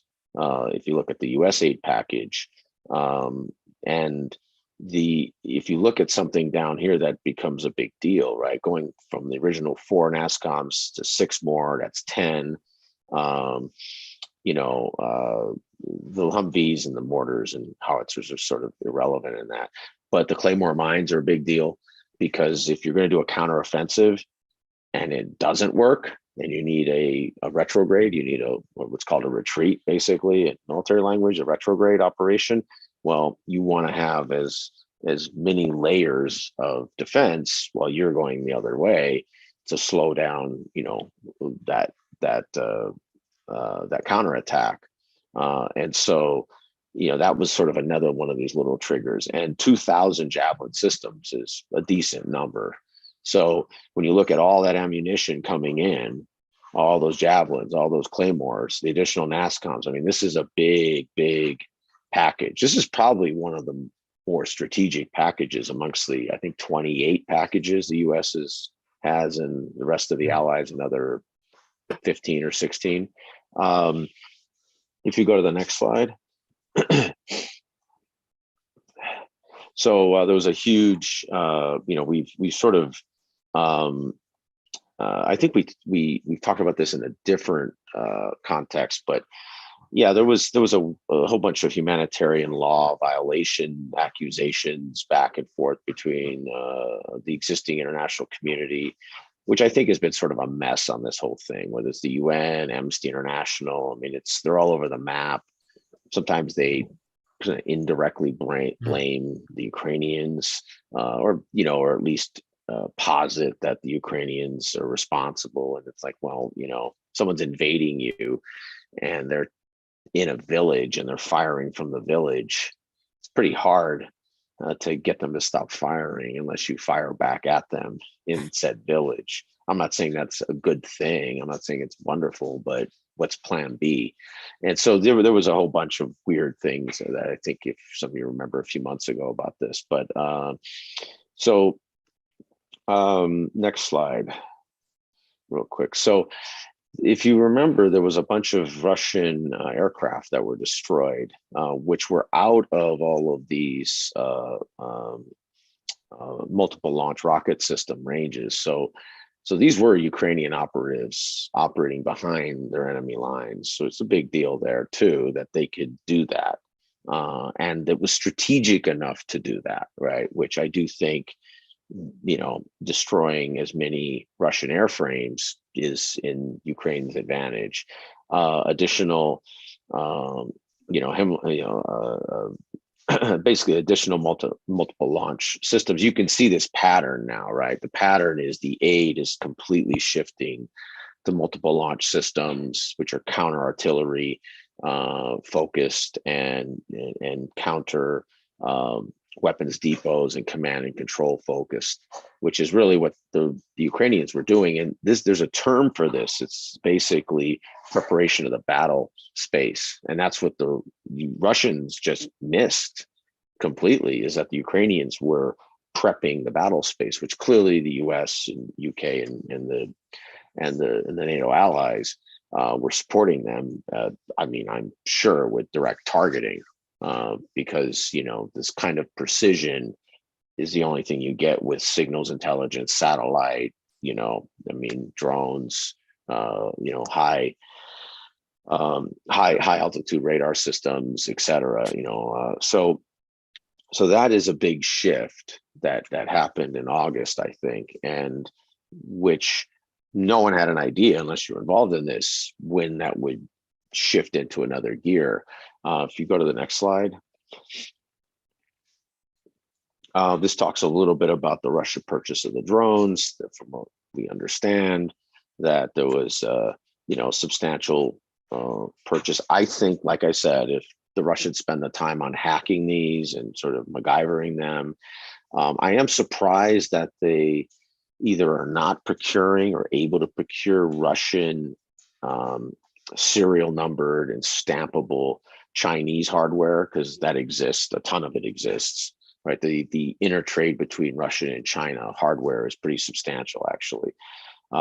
So that's something we haven't yet seen, unless there's something happening on the PRC side when it comes to this. I would expect that at some point. All of these drones, if they can get hundreds of them, and I don't know the Iranians have the capacity to actually manufacture, the amount that the Russians would actually need, because the Russians would probably need hundreds of these. So that's probably a limiting factor here over time. The next slide. Now September. I know we have a few minutes left, so I'm going to try to kind of fly through a little bit of this, but to give you, because we've talked quite a bit about this. So this is kind of giving you this sense, the beginning of August and the end of September, right? In that month, sort of what was going on. And it's from two different sources, so that's kind of nice too, I think. That basically the Russians, were getting hit across a massive swath of their eastern territory, and really in some cases their whole southern territory. And they really weren't, they were sort of frozen. It seems like fundamentally, like their command structure was frozen, their ability to respond was frozen. They were just stuck. And typically, if you're hitting across multiple lines and you have and this goes back to the design of this campaign, that though, if you remember when the Russians came in, they came in like 13 directions, literally, and they had like 7 different commanders, none unified. They're down to sort of like 2 maybe unified commands, but I think the individual sub-commands aren't unified yet. So once you're hitting one after the other, it's sort of like you're pointing fingers about like, what do you do? And, who's defending what, when, I need that. And that's something obviously the Ukrainians took advantage of. And that was, I think, fundamental to the Ukrainian campaign plan. This counteroffensive is to basically tie the Russians up in their decision cycles, in their ability to make decisions and lock them up, and that they made a bet that would happen, which so far that bet's proven pretty accurate. Next slide. Actually, before Yeah. that, I wanted to ask, we can see in Kherson in the map on the right-hand side, Yeah. there's that reported Ukrainian partisan warfare. Can you talk Yeah. a little bit about how that's starting? Is there cooperation between that and the Ukrainian advance near Mykolaiv? Just sort of walk through. Yeah. So, I mean, this is, this is the results likely of people staying there, getting the hell artillery out of them for 3 to 5 months. You're going to develop a group, it's inevitable, that are going to be different than your normal command forces. And in those northern sort of more stripped off areas, which we have to look at are more wide open spaces, you're going to have the ability to have, a lot more flexible small units operating. And that's basically what you have these small units. Given that region's been smashed. I mean, I think when we go back in a year or 2 or 3, I mean, it's Syria. I mean, you just have to see it for what it is. It's Syria at this point.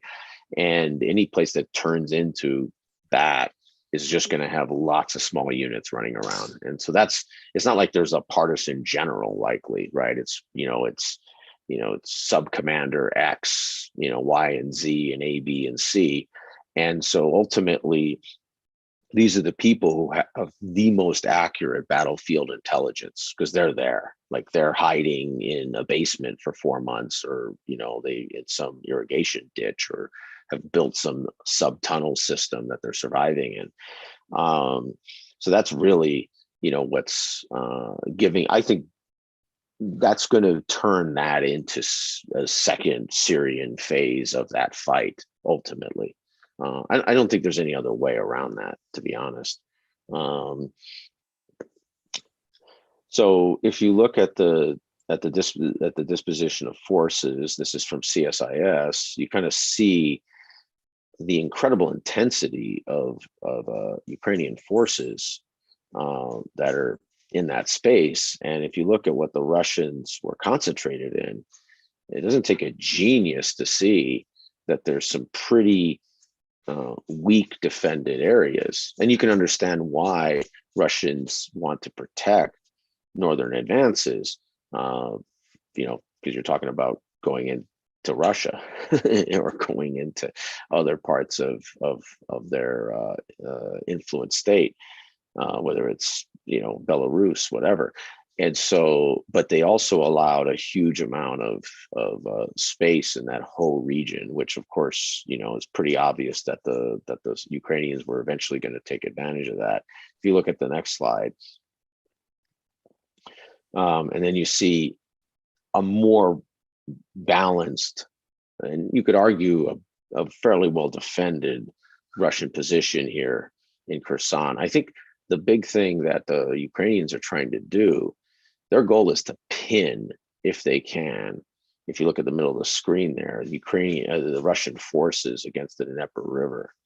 If they can do that somehow and have enough artillery and multiple launch system rocket systems that the Russians can't evacuate across the Dnieper, or if they do, they get hit right behind where they are. Then the goal would be you'd wind up trapping a Russian force here. I do question the size of these Russian units at this point. I mean, they were not full strength at invasion to begin with. All the stuff Greg has been talking about and everyone's talking about, James, others, I think a lot of these units are 25%. And the moment all hell starts breaking loose, they turn to 10% pretty quickly. So I just think a lot of these units are just shells of themselves.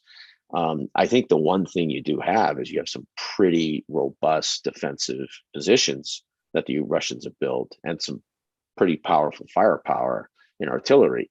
And they brought so much of it there that it becomes difficult to dislodge it.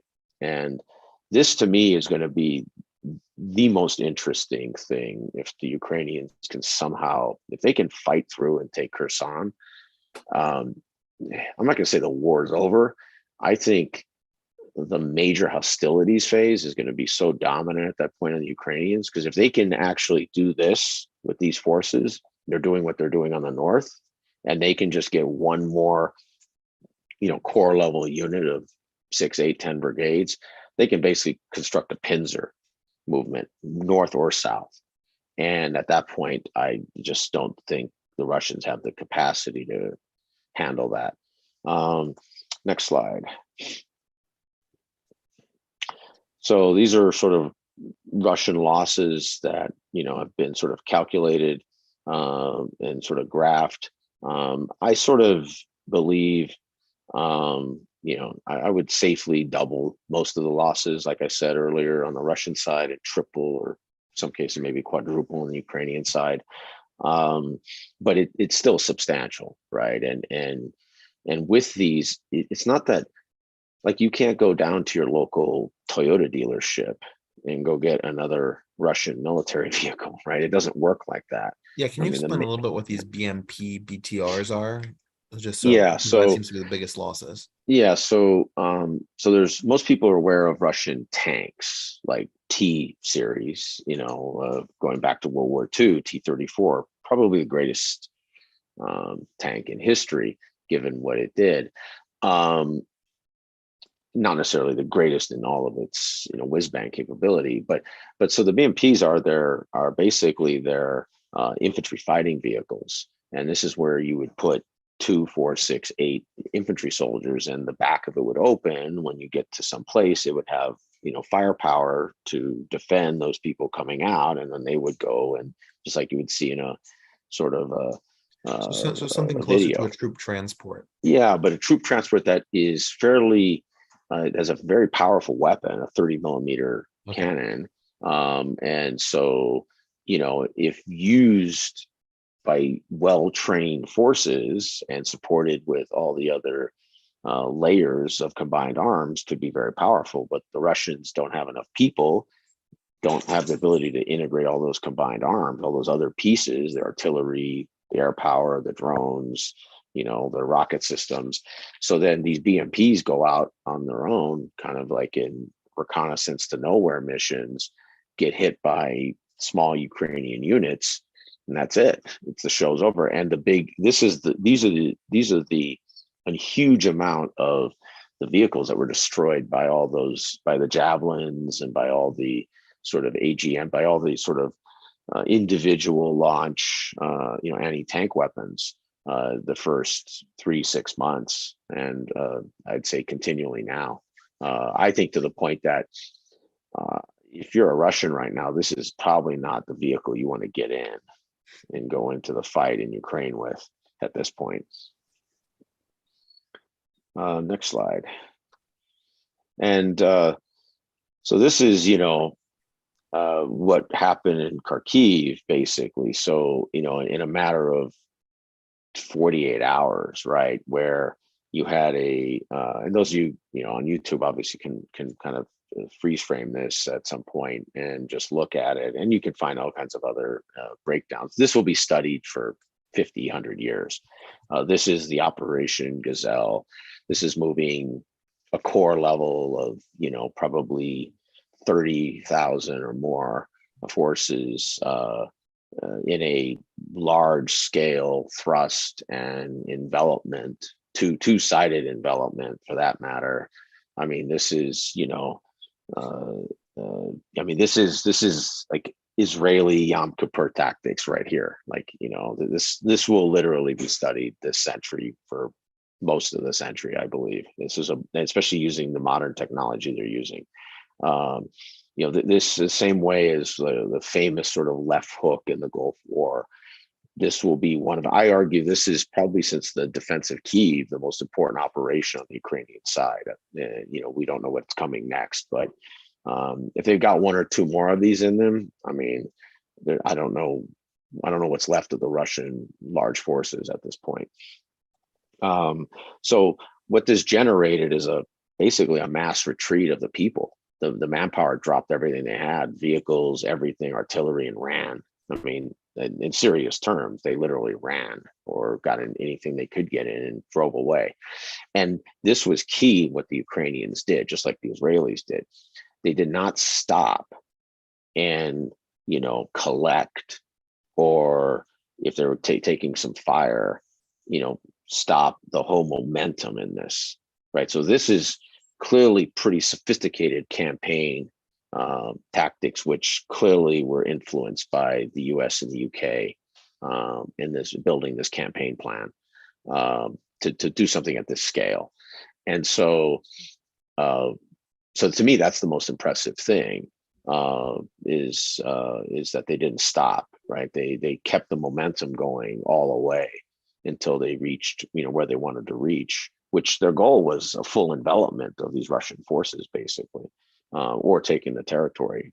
So if they could get the Russian forces, cool, but they wanted to get that territory, which is now the new battle lines, which has pushed the Russians back to where they were, 7-8 months ago now.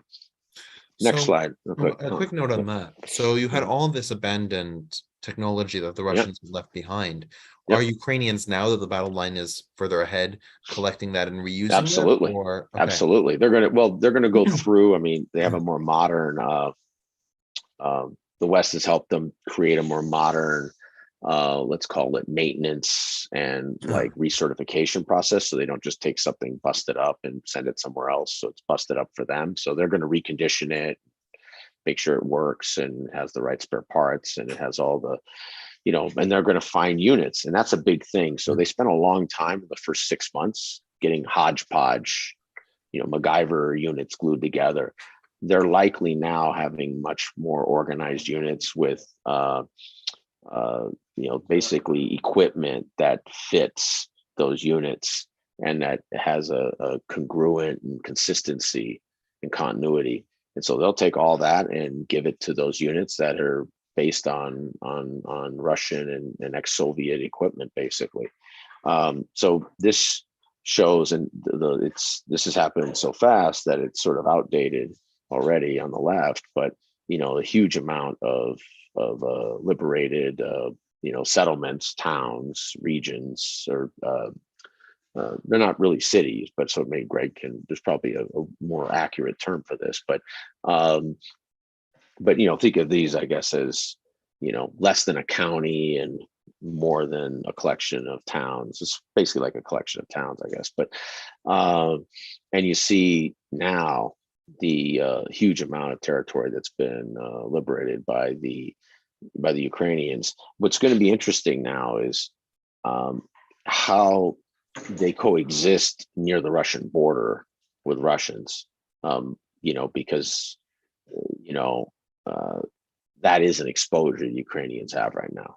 And if there's anything that can knock this momentum off, is weird stuff happening in Russia that has real attribution to Ukraine.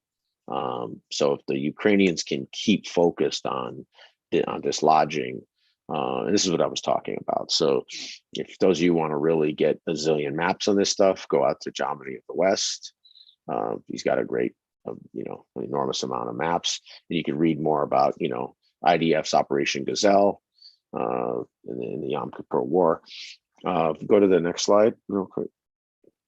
And this gives you kind of a sense. We already covered that, so next slide. Yep. And then this is sort of giving you a little sense of the amount of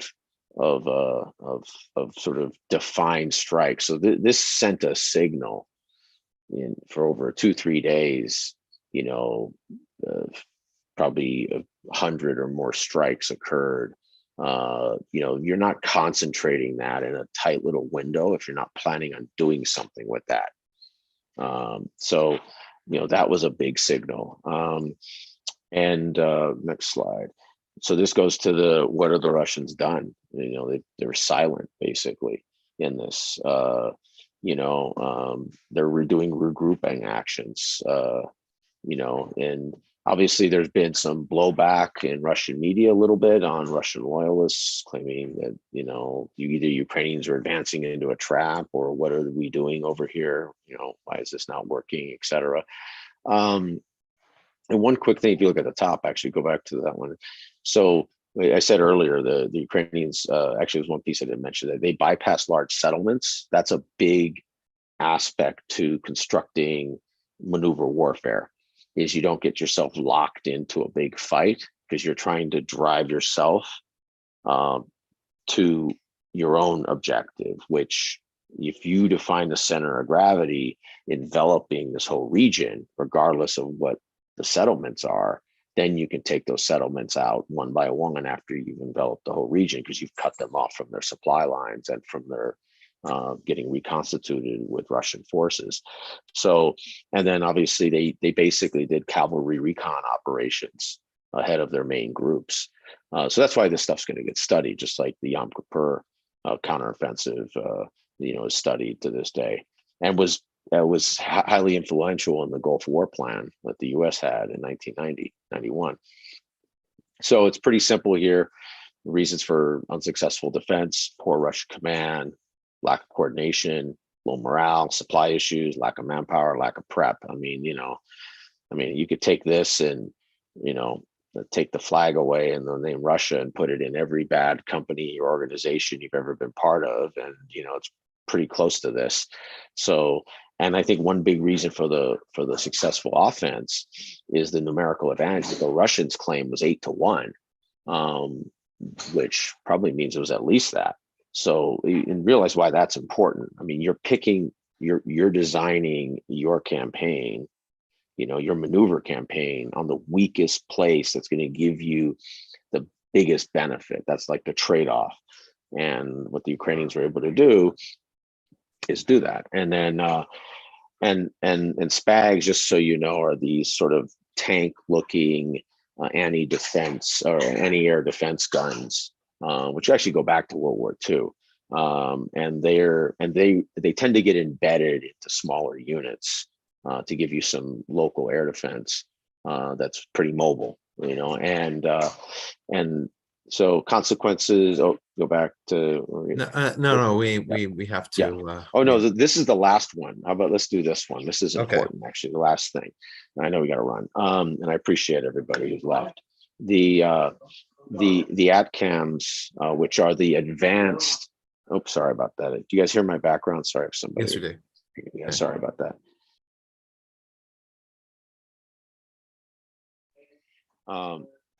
So ATCAMs are these long range weapons, and you could see the range they would have if we've given it to them. I believe we're right on the verge of giving it to them with enormous red line limitations. And if the Ukrainians get that, they can launch them out of the existing MRLSs they have. They can take this battle across everything the Russians have, basically, whether it's in Crimea or across the rest of Eastern Ukraine. And I think this will be the development in the next 90 days to really watch, because if that happens, and the Ukrainians get another, you know, maneuver core off the ground, I mean, you know, the Russians will have lost this war. Whether they keep fighting for the next 3 to 5 years is a different story. All right. So that was fantastic. Thank you. Thank you, Aaron. I'm sorry for cutting you off a little early. No problem. Sorry for the background. But we have to do our ending. Please, if you like what we've done, if you want to see more stuff from us, please join our meetup group. That's our link. Or you can subscribe to our YouTube channel, see all the stuff that we've recorded, including this. And of course, we appreciate our PayPal donations. But what other things do? We are History Mostly Ancient Discussions. And I, for example, I host a Middle Eastern Islamic history series, which will resume on the 13th of October. I'm just taking a little bit of a vacation. And we will resume with our 53rd episode on the French Levant, right? That's Syria and Lebanon during the colonial period, the 1920s to 1940s. We have a series on Greco-Roman civilization. We have a series on Asian philosophy and Greco-Roman philosophy that meets every week. The Asian philosophy on Saturdays, the Greco-Roman philosophy on Mondays. Aaron and I have a series where we discuss European Union security, and we'll touch base about that in early November.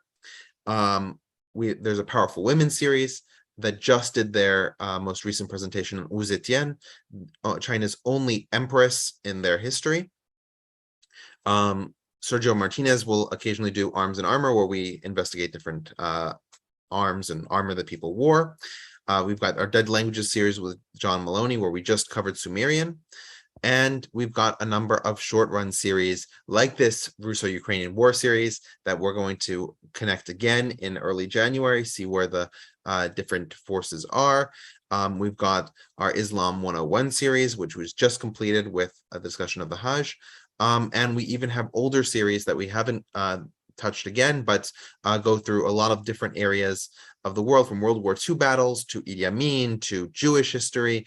And there is so much that you can see from us. So I really appreciate your time here. And thank you, everybody, for coming. Thank you, Aaron and Greg, for being such valuable and committed presenters with me on this topic. And thank you, Richard, for organizing and doing such a great job with the questions and keeping the flow going here. Hopefully everybody enjoyed these conversations we had today. We really appreciate it. Absolutely.